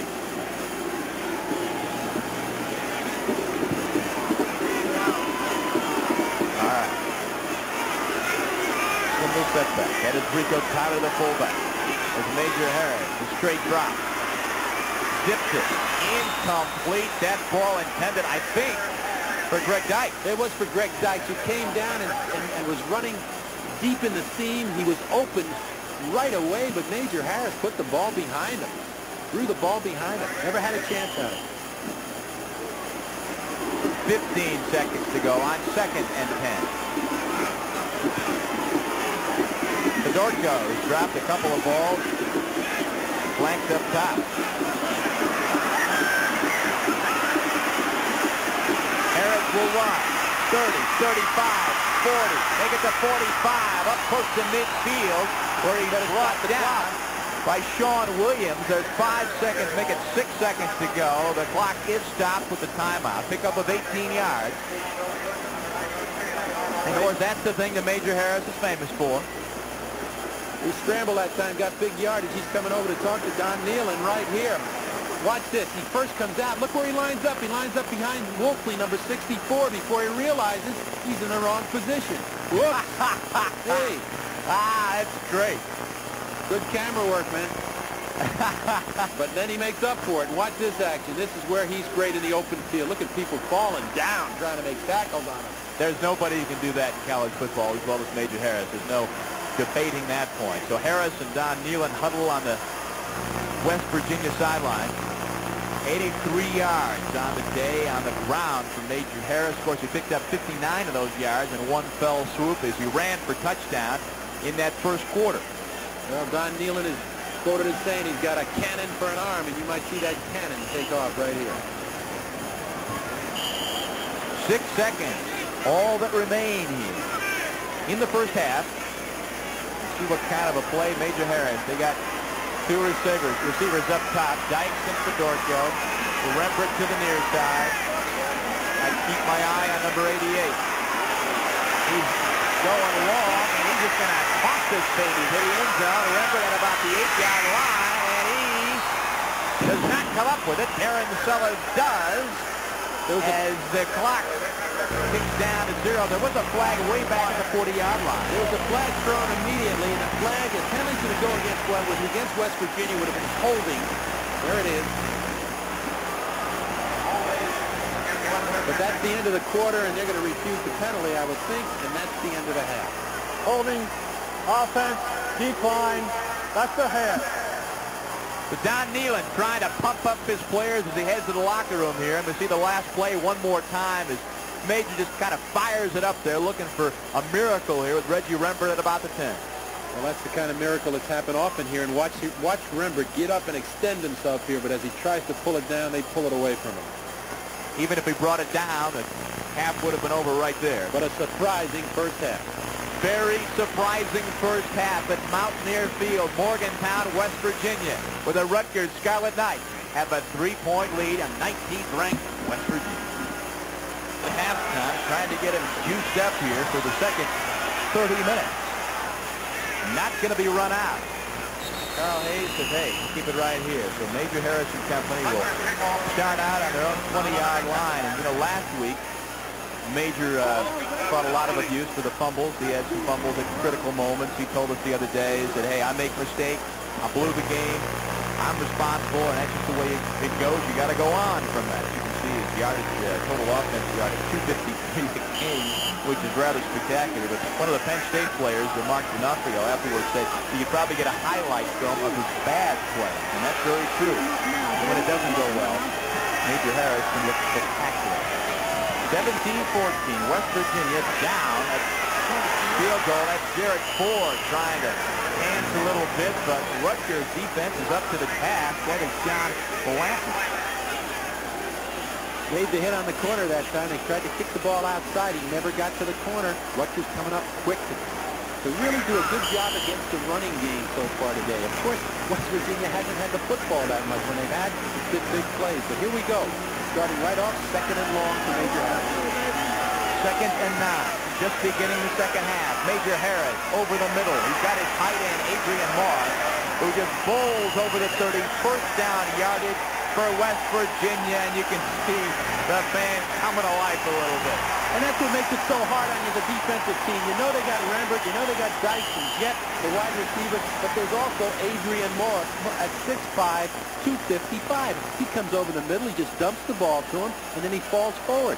He really is an outstanding receiver. All kinds of weapons. First down, West Virginia. Garrett Ford trying to sweep it. Good pursuit from Ron Allen, the cornerback.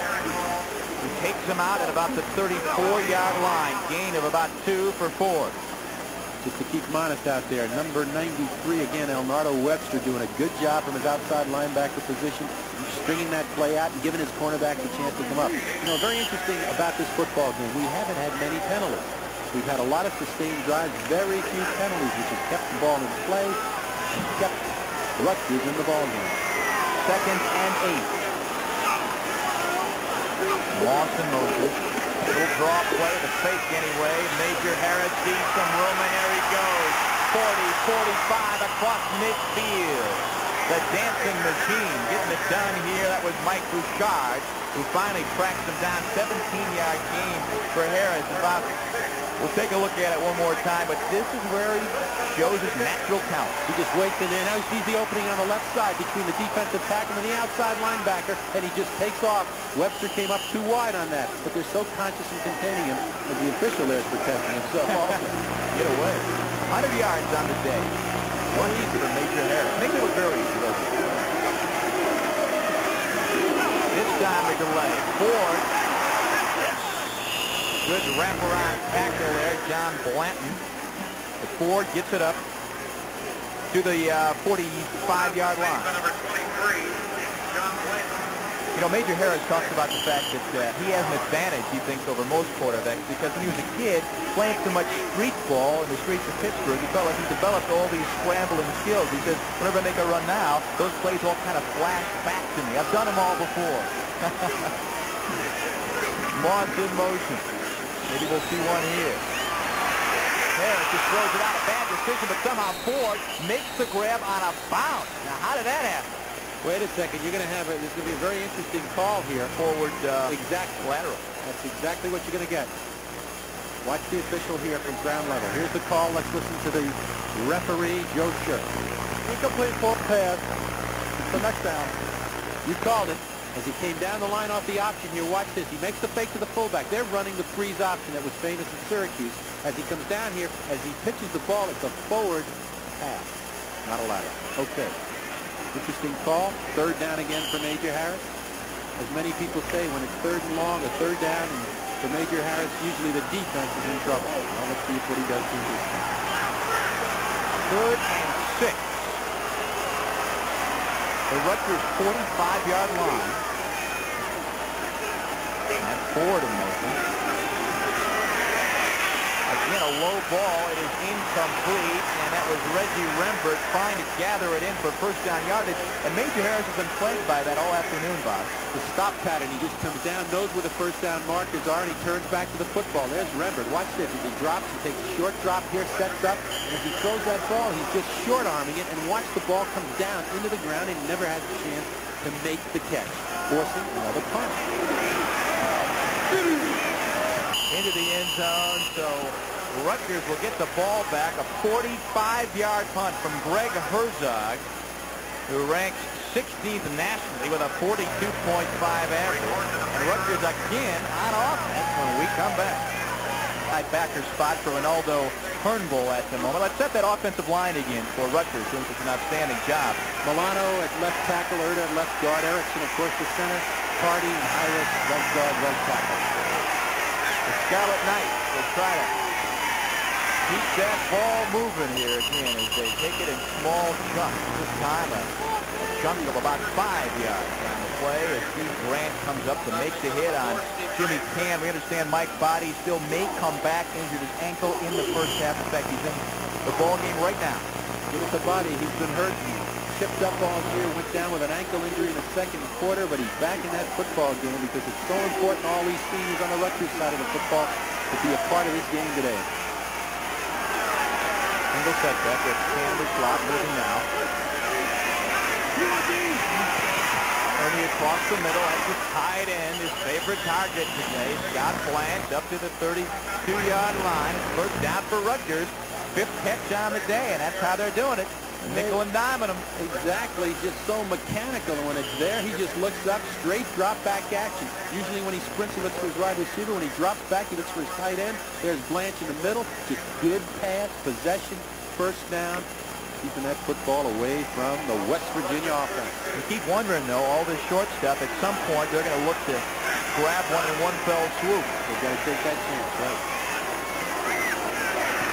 That's Pan. He's got some move. And he is up to the 44-yard line, make it the 45. It's Can. Had some room there on the right side. Kept the legs churning. Good job of blocking by number 57 of the right guard, Nick Erda. He opened up the hole. Jimmy Can got inside, and he made yardage. And you know, when you have a little success and all of a sudden you see things breaking your way, you also build up your confidence. And right now, that's the way this Rutgers offense is playing.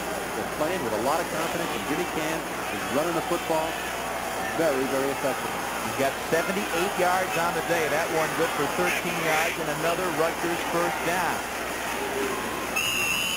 That was Mike Body. Listen to the line for a couple yards. And you're right, that confidence weaves on itself. Well, they came in here knowing that probably a lot of people never gave him a shot today. And they got a few breaks early. They did some things offensively they'd hoped to do. As we look at Chris Herring, the senior linebacker out of Pueblo, Colorado, he calls the plays. He's the mainstay. He's the real heart and soul of that defensive squad. But they've got to come up with some big plays defensively now. They've got to stop this attack and get it back to their offense in good field position. 2nd and 8.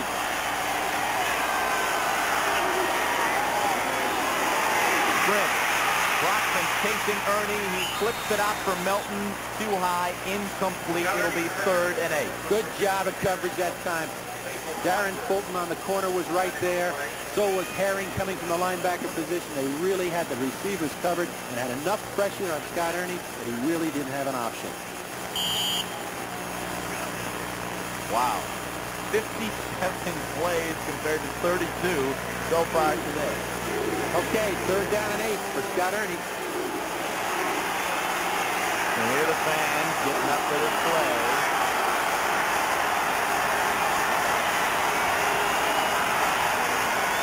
first to hand across midfield. He's got the first down and then some. 40-35, finally driven out by number 19, Timmy Newsom. Big gainer for Can. Big play for Rutgers. Hasn't shown that very often. That time came up with a single back, had Can in the slot, and they ran a counter and brought him all the way back across the formation. Look at this. As he gets on the corner, he's got time to not only get the first down, but to put some more yardage on it.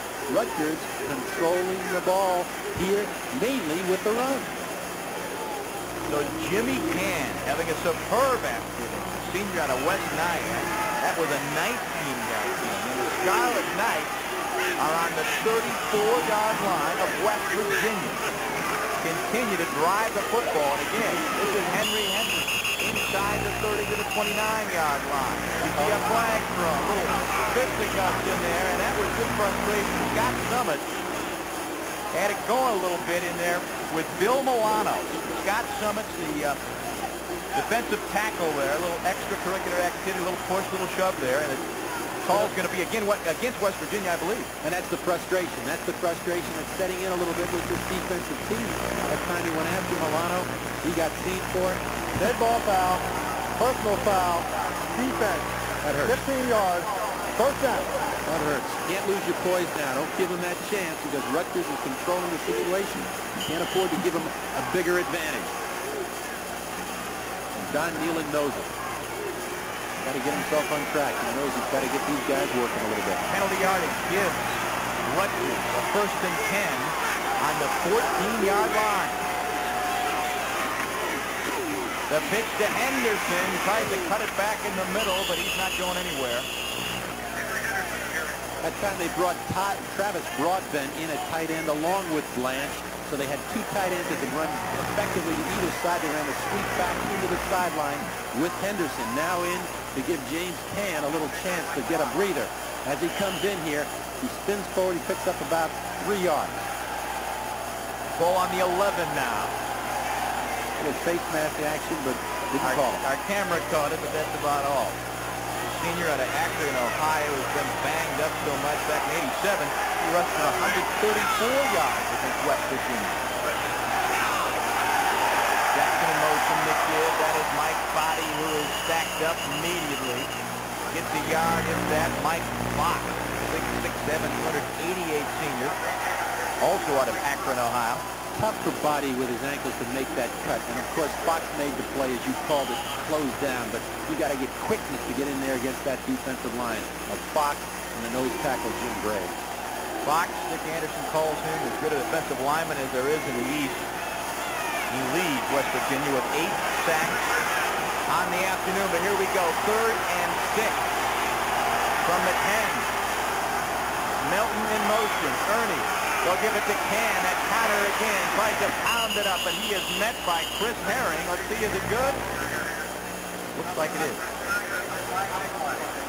There's a flag down at about the 13-yard line as he was stopped short of first down yardage by about 2 yards. We'll see what the call is. Well, the probably goes against Rutgers. He came early, so you knew it probably was some kind of movement or motion penalty. Discussing it with the West Virginia. Interesting call here because they stopped him short of a first down, which would force a fourth down, which may force a field goal. Do they give him another 3rd down opportunity? Don Nealon will make that call. He's probably made it already. Illegal motion, offense, decline, okay. 4th down. Sets up the 4th down. It should bring on the field goal unit, you would assume. You called it. As Ernie trots off and Giesler comes on. Giesler hit a field goal earlier for 26 yards. He was 11 for 11 on the year. Longest for the season, 50 yards. On his career now, 25 of 32. This will be a 24-yard field goal.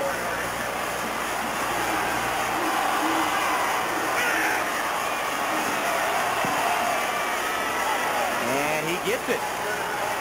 So Giesler comes through again. And that gives Rutgers a 20-14 lead. Just over 8 minutes to go in the 3rd, and the Scarlet Knights keep it coming. We now pause for a word from your local station.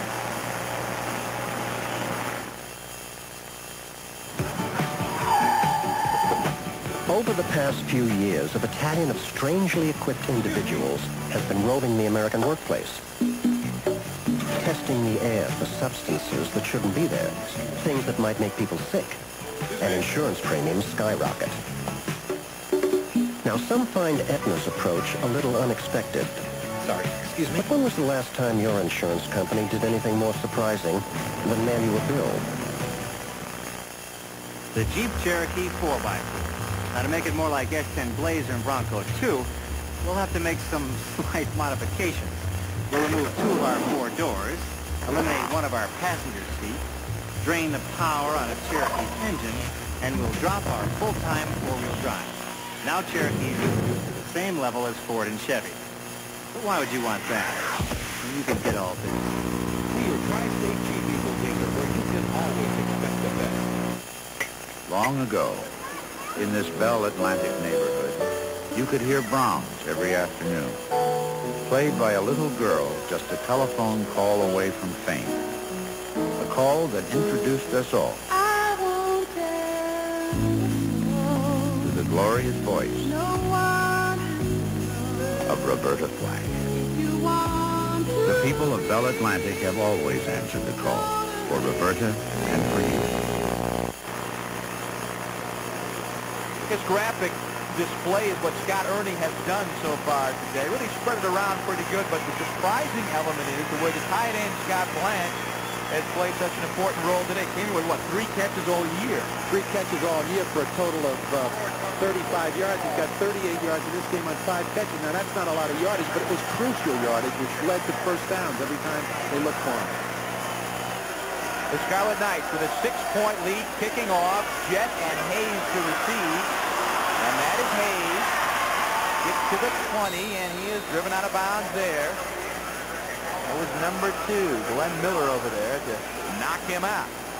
So once again, Major Harris will come on, and they just haven't had that spark, have they, Bob? They haven't. They're missing something. We expected them to bounce back because it was a tough loss last week at Penn State. They played well, but they put the ball on the ground and lost the football game really because of that. But they know how important this game is. Don Nealon talked about it, to keep the drive going, to hope they can get some attention nationally and get back in their bowl situation. But so far, it's very ineffective. 7 bowl representatives up here in the stands taking a look. That's Garrett Ford, who weaves his way up close to the 25-yard line. They've got people from the Citrus Bowl, the Gator, the Hall of Fame, the Peach, the Liberty, the Holiday, even the Cotton Bowl here today. And of course, Major Harris is the major attraction for these folks. Absolutely. He not only brings the attention of the fans, but he brings the attention of television and everything that goes with it. He's the name. 7:35 to go in the third. 2nd and 7. Dumps it off to Ford. Good defensive pursuit there as Ford is wrapped up behind the line. Joe Savoy and Pete Kafitzis in there. Kafitzis, the sophomore out of Clifton, New Jersey, who plays at the nose tackle position, and they've had to play him because of injuries there to Marty Mays. He came out from that position and was on that little flip screen, that little swing pattern out to the flat, and when he made his cutback, Kafitzis made the hit. Number 74 right there in your picture, Pete Kafitzis. Sophomore, Marty Mays, has been banged up, the regular nose tackle with ankle and knee injuries. Here on 3rd down, Major will try to run, and he has got some yardage. The first down, and about 8 more as Major Harris squirms up to about the 43 at the 22-yard game. He can do that all day on it. And he is so quick, and he sees it so fast, and he reacts so quickly. Watch this. He sets up 4-man rush. All of a sudden, he sees the opening. He knows what he's got to make out of it, and the rest is history. Look at this maneuvering. Amazing. First down, 43-yard line. Draw play, Ford, an opening across midfield, down to the 47-yard line. Vaughn McCoy there to make the stop. Looks like another first down. Good job of blocking. The right tackle, Matt Ratcher, opened up the hole. First time that Ford really had a chance to run effectively inside. Good yardage. And that offensive line, you noted they were veterans. They've been around. They've got to go to work here and dig in because they've got the ability to open up some holes for these backs. With the Mountaineers trying to gain some momentum here. Ford again. Kind of dives forward up to about the 41-yard line where he is brought down by Joe Savoy. What happens defensively against a team like West Virginia and Major Harris is you start to be so conscious of them, you forget about those running backs. Harris makes the play, gets him off the hook, makes the first down. Now all of a sudden, you start to see the tailback coming in. As we look at Jeff Price, another important member of that offense, that center position. He's a senior out of Inkster, Michigan. 6 foot 265. An experienced group, although none started last year for this club, and that was a major concern in the summer. True, but they all got experience because they were such a good football team last year. They got a chance to play some of these down the line. So although they didn't have all the time, they did have enough experience that they felt they knew what they could do. And as we look at Ed Toner scoring for Boston College to put them up 21-14 against Army in the third period. 2nd and 3. That's the fullback Tyler, but he is stuck at the line by a host of Rutgers tacklers, including Mike Bouchard and Joe Savoy. So Tyler not going to get the first down there. Sets up a big third down play for West Virginia. Now talking about that offensive line now, Dale Wokley, the right guard, talking about Major Harris. Says, now it's great because he can run from anywhere on the field, but at the same time it's not so great because we got to move around and block for him. Bootleg. He'll take it, and I don't know. Was he stopped there? Very close. Very close. Aaron Sellers who came up. That was a big play by Sellers in the open field. He did not go with the fake, and he made the hit. At one time, Major's magic was unsuccessful as the senior out of North Arlington, New Jersey, makes a major play. He came off the bootleg pass. He was going to throw the ball. Sellers stayed right there and made the hit, and he's forced him into a 4th down, very short yardage. You know, in this situation, they're going to go for it. They're in the 4-down zone right now. But they've taken time out to come over and talk it over. And here comes Major Harris to talk with Don Nealon. They're less than a yard away. Defensively, that's Vaughn McCoy. You just saw the safety, the senior safety for Rutgers, over talking with the defensive coaches on the Rutgers sideline. But here's where it's being done, right here. So the scheming and the planning goes on here. Tough situation to be in. 4th down at about a yard to go. Ball sitting inside the 35-yard line, inside the 40-yard line of Rutgers. Talking to Don Nealon yesterday, he said, our guys know what's at stake here. He says, if we lose this game, I'm not to tell them. They read the papers. They know what's going on. We lose today, get upset, forget about it, Paul. It's not going to happen. They know that. And that's tough to take because West Virginia's program has gained such recognition in recent years. They've gone to major bowls. They've played well. They've had national rankings. It's been a tough season for them. They expected to be very decent. They've played hard, but they've been upset along the way. And it's so hard to come back off the year they had last season. I mean, undefeated through the regular campaign. They go to play the national championship game in the Fiesta Bowl against Notre Dame. I mean, how do you build on that? They came in, only 2 offensive starters returned in Reggie Rembert and Major Harris. They lost 6 of the top 10 guys on defense. They lost their kicker. They lost their punter. But they didn't lose that guy, and here they are, 4th and 1. The ball's sitting on the 38-yard line. And the crowd is in the game. Backs in the eyes. Ford and Tyler. 1 yard is all they need, and they'll give it to Harris on the option. He's going to keep, and he's going to be stuck behind the line of scrimmage. Way back at midfield, that is Udovich and Webster. What a big play for Rutgers. I mean, they just came out. He sprinted on the corner. It was an option, pass or run. They got up in his face. But the big thing is they never gave him a chance to release the football. 93, Elnardo Webster, the junior who's come along and played a lot more as the season progressed. He really stuffed him. Watch this play. Sprint out all the way. He's looking for Rembert as a single receiver. As they stretch it out, look at Webster come inside out. They get up in his face along with Udovich. Big play for the defense. Big play. I can't imagine a bigger play this year for Rutgers defensively than that one. So Rutgers takes over on downs at their own 45-yard line. Major Harris cannot get the job done. Ronaldo turned out it. Jimmy Can stopped there. Jim Gray made the hit. Okay, Rutgers with the ball up over the 45-yard line. They can go back into that offense that they've been working on, running the football early down, short passing game. Jimmy Can now on the day, 27 carries, 109 yards. He came in for the season with just over 300. Best afternoon of the season. 2nd and 9. Ernie firing. Complete pass, and that is Can. No, it isn't. It's not good. As Wilson is there to knock it away. Good play by Wilson, the cornerback, coming up, playing him hard here. Look at this as he looks in. The tight end he looked for right away. He was covered that time, but as he hit him, he dropped the football and he ruled it incomplete. It could have been almost the other way, a fumble. Very close. 2 scores. Boston College looking for their 2nd victory on the season, up a touchdown. Duke leading NC State in the 3rd. Florida up on Georgia at the half. Virginia easily. This is a 3rd down play.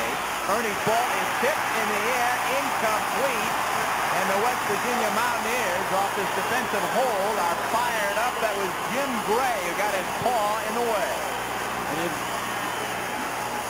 down on the ground is number 73, the right guard, Steve Tardy for Rutgers. He was injured on the play. This drop back action as he sets up the look here. He's looking for his tight end. There's number 73 up in his face, and that's Scott Summit, the defensive tackle. Jim Gray also, but a big job of the defense. Coming alive a little bit on this drive.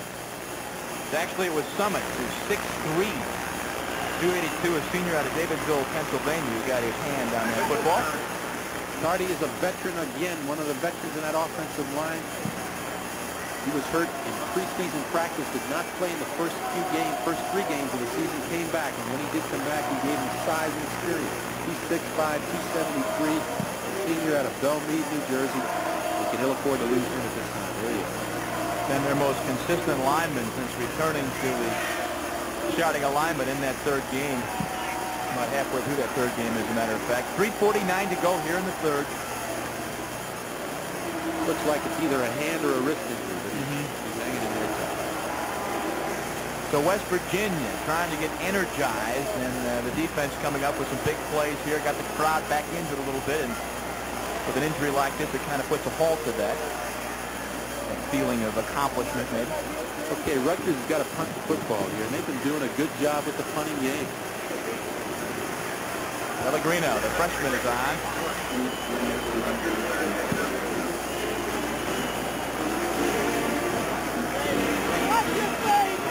Named Jet. Trying to bring it back to West Virginia. Rutgers up by 6 points. Rush there, but he gets it off. Jet at the 17-yard line. Escapes, but then from behind, that is Udovich, who tackles him at about the 22-yard line. So a 37-yard punt, a 4-yard return. It's cloudy in Morgantown in more ways than one at the moment. Kids that go to school here, that's for sure. They got quite a few of them on this football team. Yeah, including Eugene Bowling, sailback from Jersey City, New Jersey. This time, though, Garrett Ford gets the call. He's the ball game, gets a nice block left side from Rico Tyler, and he moves it up to the 35. First down. Rutgers a big gainer for Ford. 14 yards. Sean Williams finally caught up with him. He got out on the corner that time, and he found the opening, and he's got the speed. He's very deceptive for his size. At 6'2", 223. Look at him look to find the hole, and eventually he gets out. And he makes the play, and a good block by Rico Tyler, the fullback. 3:26 to go in the 3rd quarter, and Rutgers leads by 6 points. Major Harris in trouble, fires to Ford, who gathers it in at about the 40-yard line. So Harris, who was a millisecond away from going down, just does release it in time. And a gain of about 5. He was looking to go deep. He's looking, and Rutgers doing a better job on Reggie Rembert, Dyke, and also the tight end. That time, he finally looked and found his back and delivered the football to Garrett Ford. It'll be a 2nd and 5 now. We mentioned Reggie Rembert. He has been quiet. Only had 2 catches all day. Ford trying to sweep the right side. He does so successfully for the first down up to the 47-yard line. So first down for West Virginia. Darren Sellers is there to drive him out. He was an exciting young back, Garrett Ford. Very deceptive. Watch him on this. Again, as he runs on this, he's looking to find an opening. He's stretching out, but he's got enough speed now to turn it on the corner and get outside of Ron Allen, number 1, the cornerback, and make yardage out of it. Big kid, too. 6'1", 223. Got some speed and some power. Harris takes the option now, letting it loose, going for 6, but overshoots his man, Reggie Rembert. The fans want interference call, but it's not going to come. It might have come, but the ball was really thrown so that he never had a chance to make the catch. But when you look at this play, look at how important. They had 3 men covering Reggie Rembert that time. 3 of the defenders. Here's the tactic. In order to do the job on Major Harris, that's what they had to do. And to contain Major Harris, establish the run, and have a good game for Ernie. They've been pretty successful, especially on number 2 and 3. And although Major Harris does have 226 yardage, in total yardage rather, he's not been dominant today.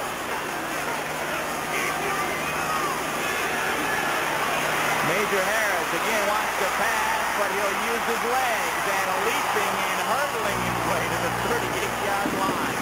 First down, West Virginia. Bouchard finally trips him up. That was a gain of 14. And you sense this stadium wants something to cheer about. They got a little bit right now to stand up and yell about. So hard to keep him. The 4 guys are trying to defend with 7, rush with 4, keep him in containment. But the line does a great job of blocking. Just gives him a little inch in an alleyway, and he turns it on. Exciting. 2:10 to go. Third period. West Virginia on the draw. That's Garrett Ford, but a good defensive play, but a flag there. Vaughn McCoy drags him down about a yard behind the line of scrimmage. A flag, though, on the far side near the Rutgers bench. It's going to go against Rutgers. It was an early flag, and here it goes.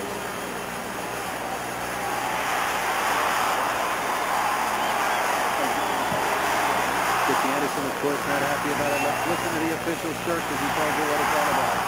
There was a substitution. Defense. 5-yard penalty. Go first down. Late legal substitution. Didn't get on the field in time. Exactly. That's worth 5 yards. That hurts because they got a loss on the play. It turns the other way around. Defensive play is negated there. So it's 1st and 5. Good as a 5-yard run. Ford and Silas. Ford gets the call. Trying to push it over to 30 and does so. Down to the 28-yard line. John Blanton up from the cornerback spot to make the first hit. Big job of blocking by Jack Lynn, the tackle. Parker, the guard.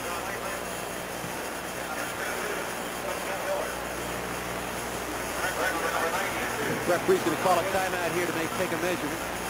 Very close again. West Virginia trying to even this ball game up. First down. First down, West Virginia. Garrett Ford having a fine day, 11 carries, 63 yards. He's had 53 of those yards here in the second half. Yeah, he's coming alive in the second half, starting to find his way, getting his holes, and really getting on the corner and making big yardage in crucial situations for him. Big surprise, though, is how Reggie Rembert has been shut down entirely since the very first quarter. Garrett Ford tries to cut back, and he's hit by Bouchard again, making his presence known. 6'1" senior out of Harlan, New Jersey. Bouchard has stepped in there because of the injury to Bob Spidell. He's a junior college transfer. They like him a lot. Oh, there's an interesting one. Maryland, the third period. Holding Penn State to only 7-3 in Syracuse, way in front of Navy. 17-3 in the second quarter. 2nd and 8. Temple trying to win for the first time today. Oh, play action. Harris in trouble. Will he run? No, he throws, and he's got Dyke at the 10-yard line. And he's met immediately. Von McCoy gets him at about the 12, 15-yard pickup. He initially was looking for Rembert in the end zone. He got covered. Then he had a little pressure on him, but he never lost his footing, and he waited, and somebody always comes open. The threat of Major Harris with the football is what happens. There's Rembert. He's being heavily covered in the end zone by number 22. That's number 37, Sellers, the strong safety. First down, West Virginia. In zone, Rembert. Yes.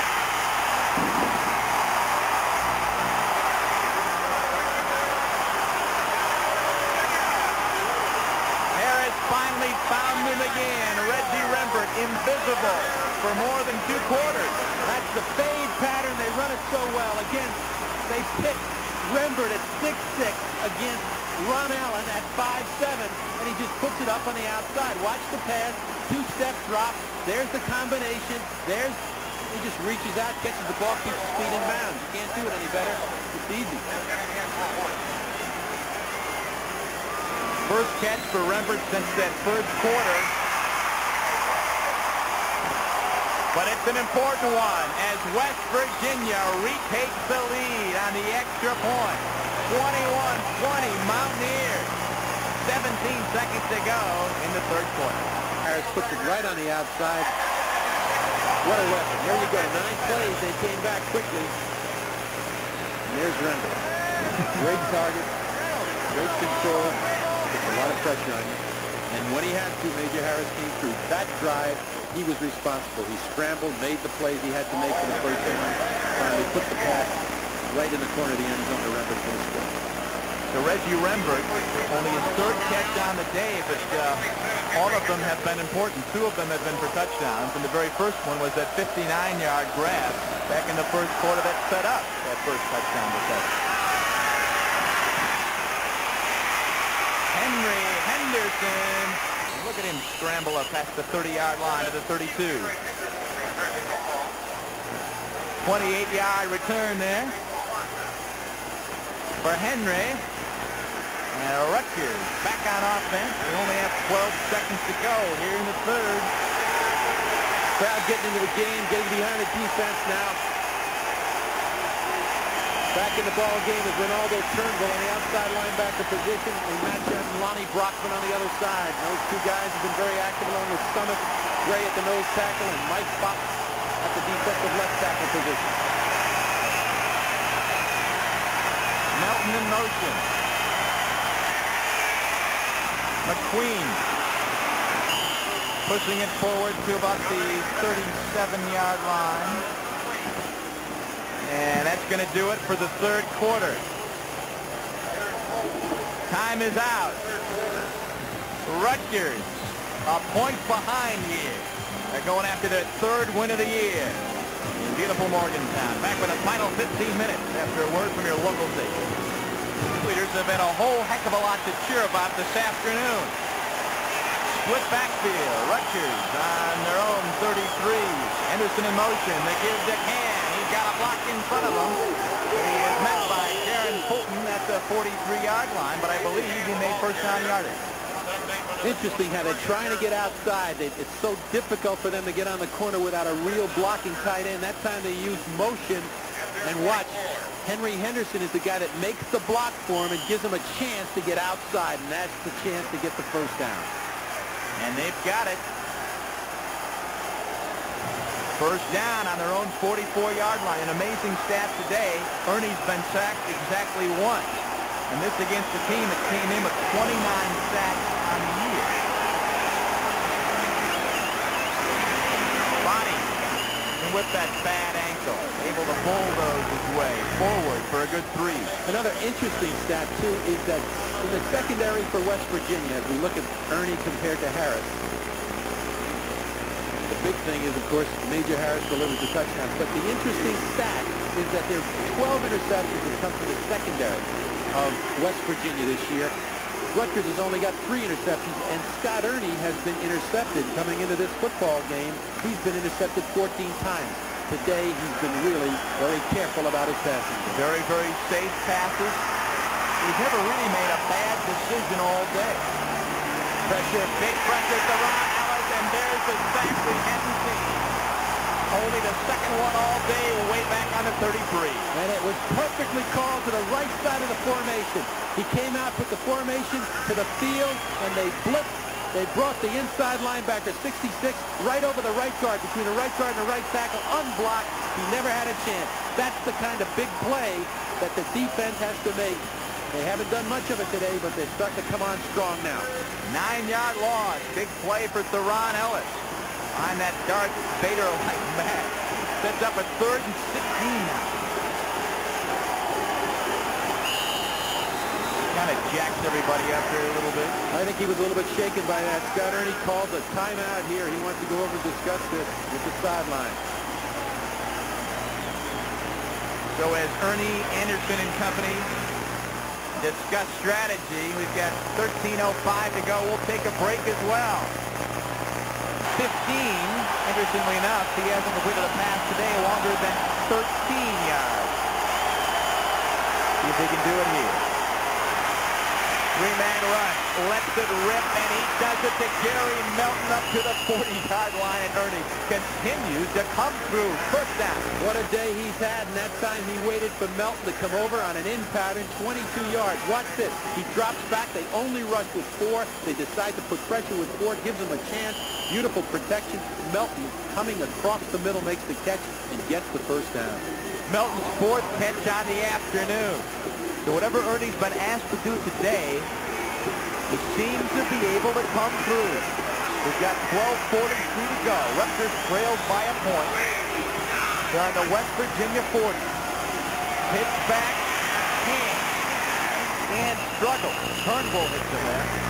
At the line along with Jim Gray, the big sophomore out of West Mifflin, Pennsylvania. James Cann has had a fine day running the football today. He is also, as we noted earlier, a fine receiver. But he's been carrying the heavy duty because of Mike Body's injury. Cann in the deep back position has carried the football. He's done an excellent job. He's also an excellent baseball player. Outfielder for the Rutgers baseball team. Could even play spring ball because of it. I haven't heard of much. Spin out, little toss here to Cann. Boy, he is hit in an instant by Theron Ellis. It's a big-time lick at about the 38-yard line. And Theron Ellis is a big-time player. He comes up with the big plays. He's mobile. We saw him pass rush. Watch him come in here. Little short pass, get the ball in the flat. Ellis from the inside comes out and makes the hit. 6'1", 243. Not bad size for an inside linebacker who can run. Kind of scary looking with that Darth Vader-like mask he wears right there. The sun coming out a little bit here in Morgantown. It's 3rd and 8. Presley and Ernie come through again. Look out for Ellis. Gets it off and completes it to Body. Incomplete. Incomplete is the ruling. Body says no way. They still would have been short of the first down by a couple. Okay. Interesting situation. Let's see if we can pick it up here, make our own decision on this play. Watch Body, number 31. He slips out from the tailback position. He slips out into the flat. There's a lot of pressure. Ernie does well to get it off. Hey, that looks close. Maybe as he rolled over, it hit the ground. The official was a lot closer. Body disappointed. He is convinced. He's convinced he made that catch. But again, they would have been short by a couple yards. Whitmore is back to receive on the punt. Pellegrini will try to kind of pooch it in here. It's a short kick, just what they wanted, inside the 10 at the 5-yard line, where it's down there by number 23, John Blanton. The West Virginia in a deep hole. They've got a 1-point lead. 33-yard punt. Excellent job. West Virginia on offense after a word from your local team. In their own territory, worst field position of the day. Mike Bouchard comes up with a stop on Garrett Ford, West Virginia, with a 1-point lead here. 1-point lead. Don't want to have any mistakes down in this territory. Major Harris, a couple of touchdown tosses to Reggie Rempert, both, as it turns out, from 11 yards out. He also ran one in from 59 yards out. Those have been the 3 West Virginia scoring plays so far. This time it's Tyler. He kind of walks the tightrope straight ahead there. And gets the first down, it appears. Good job in the offensive line. Jack Lynn, Mike Compton playing at center now for Jeff Price. He went out with an injury early in the third period. Open up the hole, gave him a chance to cut back. He's very close to a first down. Rutgers got to dig in on defense now. Not let him march and take time off that clock. Try to get the ball back to their offense. Especially in decent field position. And he's short. 3 or 4 inches, no more than that. So it's 3rd and 1.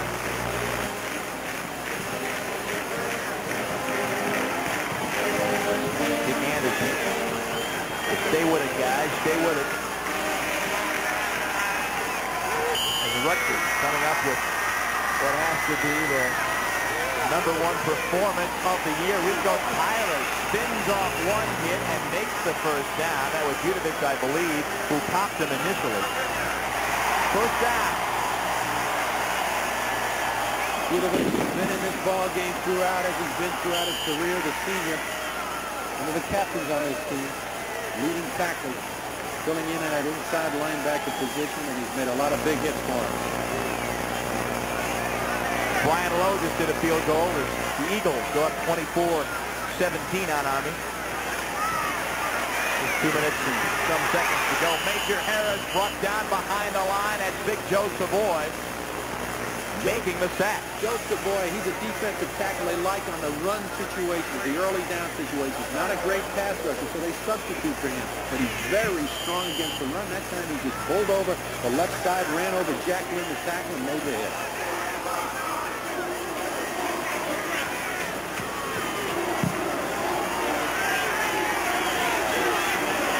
Second down and 15 after the loss.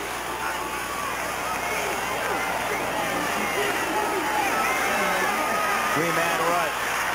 Major, lots of daylight. Good move up to the 25-yard line. He is shy of first down yardage by about 2. 12-yard gain. Good job by the offensive line, though. The offensive line, as you see here, they protect for him well. Look at him steer 99 Miller to the outside. That opens up a seam, gives him a chance to find room to scramble, and he sure does. Turns what looked like no play into a gain, and now he's looking at 3rd and 4. Don't forget to stay tuned at the conclusion of our game today. We'll be selecting a Schick MVP from each team. Harris, incidentally, 139 yards on the ground, 139 yards through the air. Total offense, not a half bad day, 278. We've got 8:44 to go.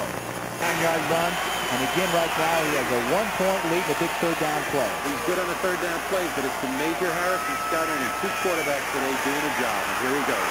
He's got the first down, and he's using his scrambling ability to get it checked out of bounds at about the 37-yard line. First down, West Virginia, 12-yard gain.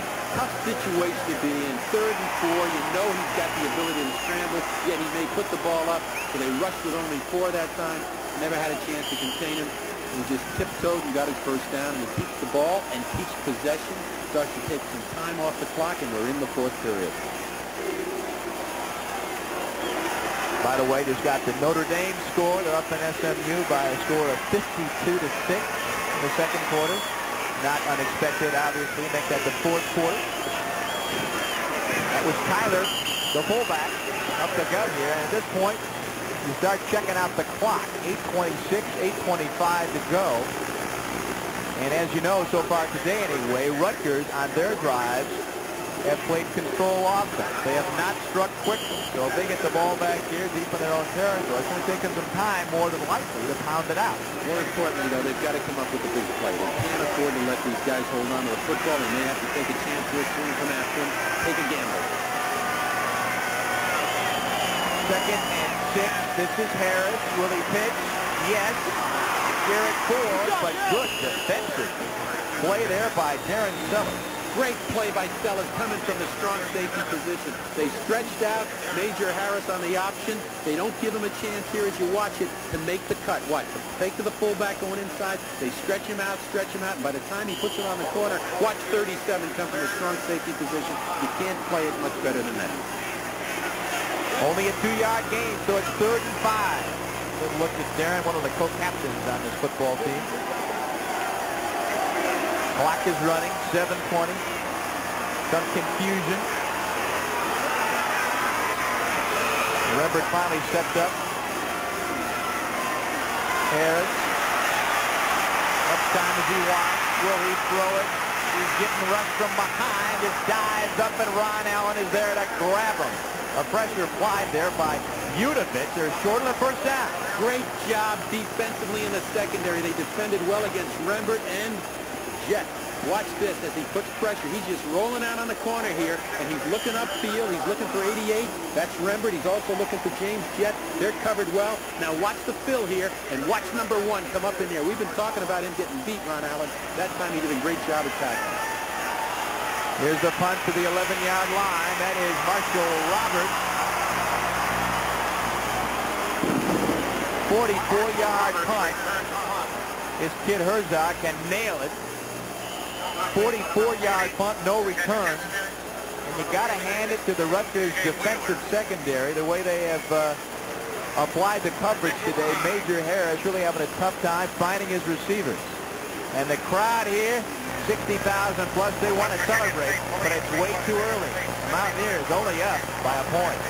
And to have connected here for a couple of touchdown passes, as West Virginia has a 1-point lead, 1 touchdown pass for 11 yards in the first quarter, and then here in the second half, another one. That gives West Virginia a 21-20 lead, and now Rutgers with the football, as we suggested a few moments ago, on their own 11-yard line. I think it's a 12-yard line. They got a long way to go here. Got lots of time to do it. 6 minutes and 30 seconds. Scott Ernie, what a day for him. And he finds that tight end who's been open all day long over the middle, Scott Blank. And he does it on an early down, a running down situation deep in his own territory. He goes the natural route. He looks for the tight end. He's open. He gets to the ball. He picks up about 6 yards. 6th catch of the afternoon for Blanche, who's been Ernie's favorite target. It'll be 2nd and 6, a 4-yard gain for Scott Ernie. He's a kid who didn't even play quarterback in high school until he was a senior. Come a long way. 5:52 to go. He'll throw it again, and he'll complete it again, but drops it. That is Blanche. It's going to be called an incomplete pass. That time he got too anxious. He knew he had the ball. He was trying to turn and get upfield instead of just keeping possession, and he dropped the football. Want to remind you the announcers for this game are selected and compensated by Jefferson Pilot Sport. Broadcast is a copyright presentation, and a use of this broadcast without the express permission of Rutgers University and West Virginia University is prohibited. You can hear the crowd on its feet as Rutgers faces a 3rd and 6, 5:42. A big play, you bet it is. Melton in motion. The sprint. Ernie to run. Tries to sneak through. Gets it up to the 23-yard line. Enough for the first down. And Scott Ernie again comes through. Exactly. He knew where it was. He came out on the sprint, and he was looking upfield, but he knew he had to get those 4 yards. And watch him with the determination here. There's a big play by Turnbull as he turns him back, not giving him a chance to get on the corner, but he gets the first down and give it to Scott Ernie. He's made it today. He's really done the job. He's made the right calls a lot of times when he's had to make the decision between putting the ball up and tucking it and running. He's been very effective on the ground.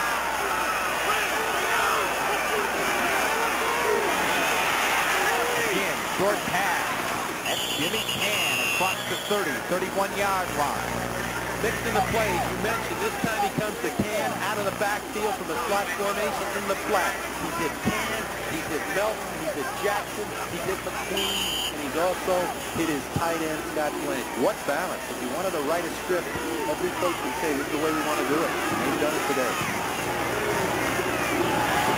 4 minutes and 40 seconds to go. If you're thinking about a field goal situation, they've got a kid, Giesler, who can do it. He's hit one from 50 yards this year. Throw play, doesn't work. Stacked up by Warren Silver, freshman out of Brownsville, PA.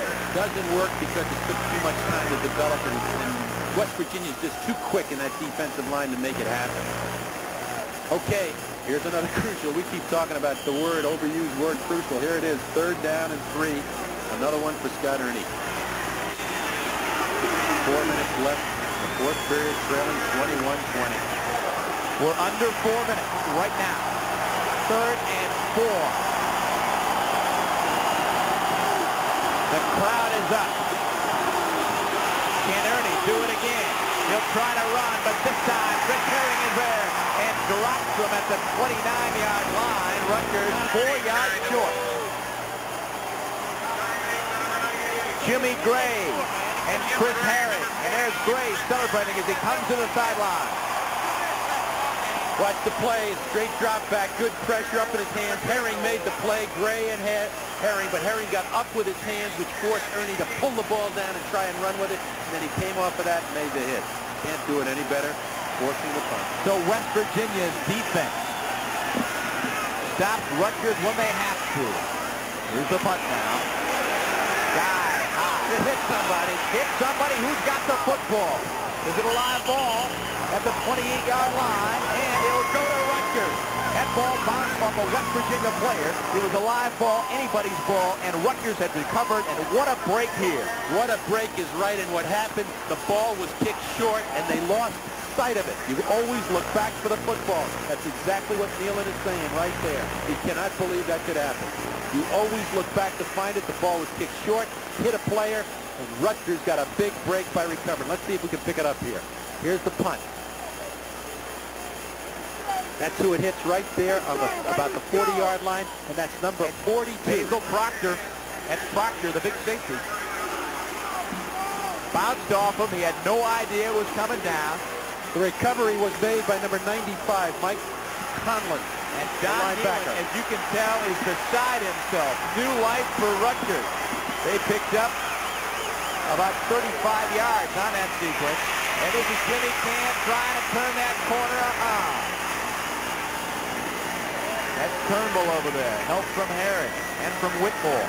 Very tough situation to try and get wide against these guys. You got to look to make it, cut back, and get some yardage. That time, he made the wrong choice, but he's made the right choice most of the time today. That's Jimmy Camp. 2:37 to go. 2:36 to go. And what a monstrously huge play.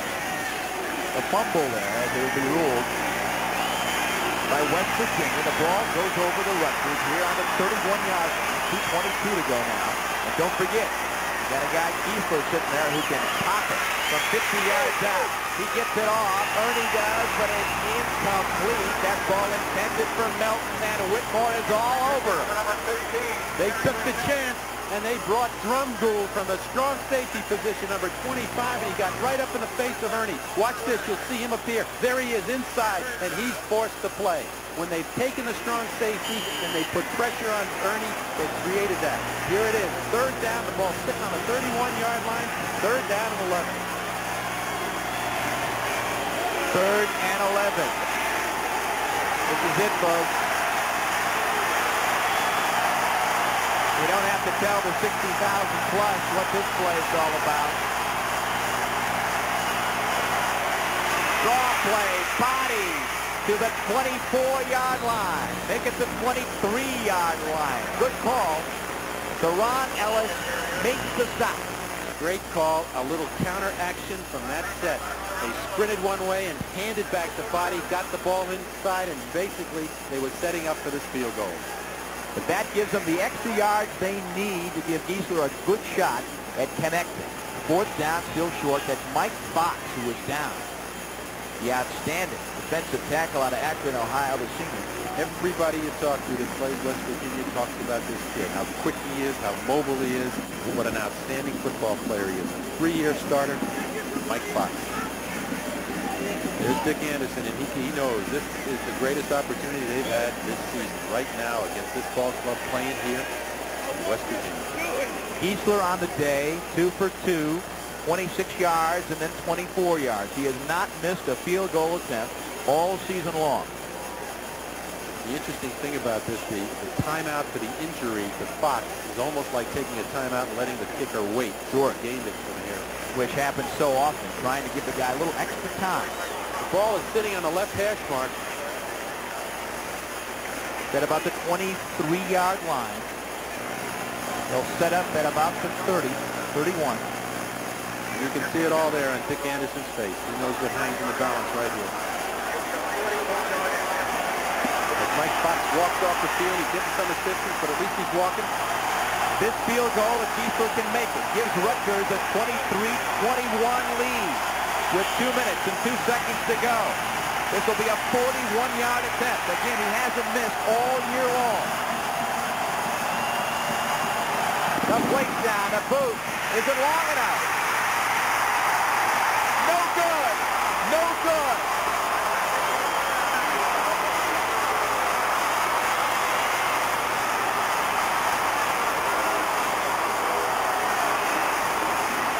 Doug Giesler, the senior out of Hillsboro, New Jersey, unable to connect from 41 yards out. And West Virginia breathing a huge sigh of relief. And watch the kicker there. And he knew it right away. He knew it right away. He really never got into that kick. He didn't have that real shot at it. Kind of a line drive trajectory. So West Virginia with a 1-point lead. They have the football with 1 minute 49 seconds to go. And Rutgers, unless the defense can make a big play here, has got a golden opportunity slipped in their hands. Up forward. A little bit of room on the left side, up to the 30-yard line. Rutgers called the timeout. They're going to play with the clock right now because they had 2 timeouts left. Now they have 1, so they took a timeout. But you notice Ford, when he ran, how he protected the football. So Dick Anderson at this point needs some help. Don Nealon says, whew. We now pause for a word from your field. Morgantown, West Virginia. That's Doug Giesler, who moments ago missed on a 41-yard attempt. A field goal that would have given Rutgers the lead and maybe the victory. And we'll have a long trip home. Draw play. Ford. Good coverage by the Rutgers defense. The clock ticks down. 132, 131. They still have a timeout left. They didn't want to use it there because they're in a 3rd down situation here. So if they can hold them, they've got a chance to get the ball back with about a minute left. Here comes the crucial right now. 3rd down and 5. Ball sitting just inside the West Virginia 30-yard line. If they can make this first down, you can pack it up. If not, Rutgers will indeed get the football one final time. Split back. Major rolling. Great space. Still on his feet. First down to the 40-yard line. So Major Harris comes through on 3rd down. Pat Yudovich finally grabs him. An 11-yard gain. And when you have a man as dangerous as Major Harris, you can never be too sure. We want to give the MVPs for today. And that's not real difficult. It'll be Major Harris for West Virginia. And Scott Ernie for Rutgers University. Ernie 18 of 31, 152 yards. A tremendous job controlling his team today. And Major Harris threw for 139 yards. And on the ground, 165 yards. 165 important yards, just like that last play. When he had to, he came up with it. In the second half, he had to put it together. He made the key play to get him upfield to get the winning drive. 165 yards rushing is Rutgers, the last timeout. Timeout being taken here with 23 seconds to go. But West Virginia the first down and the football. And this one is all over. But with 165 yards, as I was saying, that is the #1 rushing output for Major on the season. Great effort by Rutgers today, and Scott Ernie. They did everything they could to win this football game, but in the end, when they had to, Major Harris came through, made the big plays, and got him in for the score. Such a weapon. Dick Anderson, even though they'll go home today with a loss, a magnificent effort. This is a tough place to play. He knows that. They've never had success here before, but anybody who comes in here knows how tough it is. And Rutgers played it tough. West Virginia being in this situation, they had to come back. And as we mentioned early in this broadcast, they had to win this ball game to keep alive this season and their future hopes to get into a bowl. And they've done it, and they have. They sure have. And there's a man who goes down to one knee, who's made it happen all day long when he had to, both on the ground and through the air. Major Harris, the Heisman Trophy candidate. And the clock will tick down. And the 20 seniors for West Virginia will finish out their careers on a winning note. And who knows, this may be the last time we'll see Major Harris in Morgantown as well. Major excitement, no kidding. This ball game is all over. Doug Giesler and the Rutgers Scarlet Knights head off. There's Major Harris, big smile on his face, being congratulated by a Rutgers player. I think the most impressive thing about it is that he handles things so effortlessly, and in the crucial situations he comes up with the play. There's no way to really defend a player like Major Harris. Everybody's tried it. Nobody's been successful. And only last week they stopped themselves a little bit with fumbles. But today, when he had to, he came through. And he's just a marvelous athlete. And he really makes an offense go for you because he can do so much.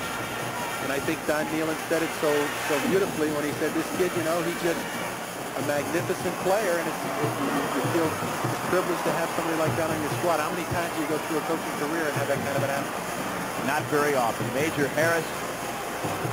The other side of Major Harris is what you see right there, signing autographs, talking to the fans, throwing a #1 finger up into the air. Well, the fans love him here, and it's easy to see why. Not just for his performance on the field, but the kind of kid he is. Now it's time for the option play of the game. Brought to you by Option Gray Coverage for Men, the advanced way to get rid of the gray. And let's check it out. This will be the touchdown toss from Major to Reggie Rembert in the second half. And it's a beautifully executed fade pattern into the corner. They run it so well. He's so tall. They took advantage of the height differential between Rembert and #1, the defensive back for Rutgers, Ron Allen, and he put the ball perfectly there. But Rembert is such a tremendous athlete. You talk about what Major Harris does with the football, but you also know that he's got some great targets to throw to. And Reggie Rembert's arrival here a couple of years ago at a junior college made a big difference for this squad because he's such terrific speed and terrific size to put so much pressure on the defense. Today he had it. He didn't have many catches, but he had the key one. He had the key one. The 11-yard reception for touchdown in the first quarter after the 59-yard bomb that got him down there. And then, as we just saw again here in the second half, the winning touchdown reception. Reggie Rembert, there's no question about it, will be a first-round selection. You'll see this kid for many years to come, I'm sure, in the pros. But for the fans here in Morgantown, the last time they'll get to see Reggie Rembert in person here in Morgantown, but a fabulous 2 years. And, of course, Major Harris today, as we mentioned, 139 yards passing and 165 yards on the ground.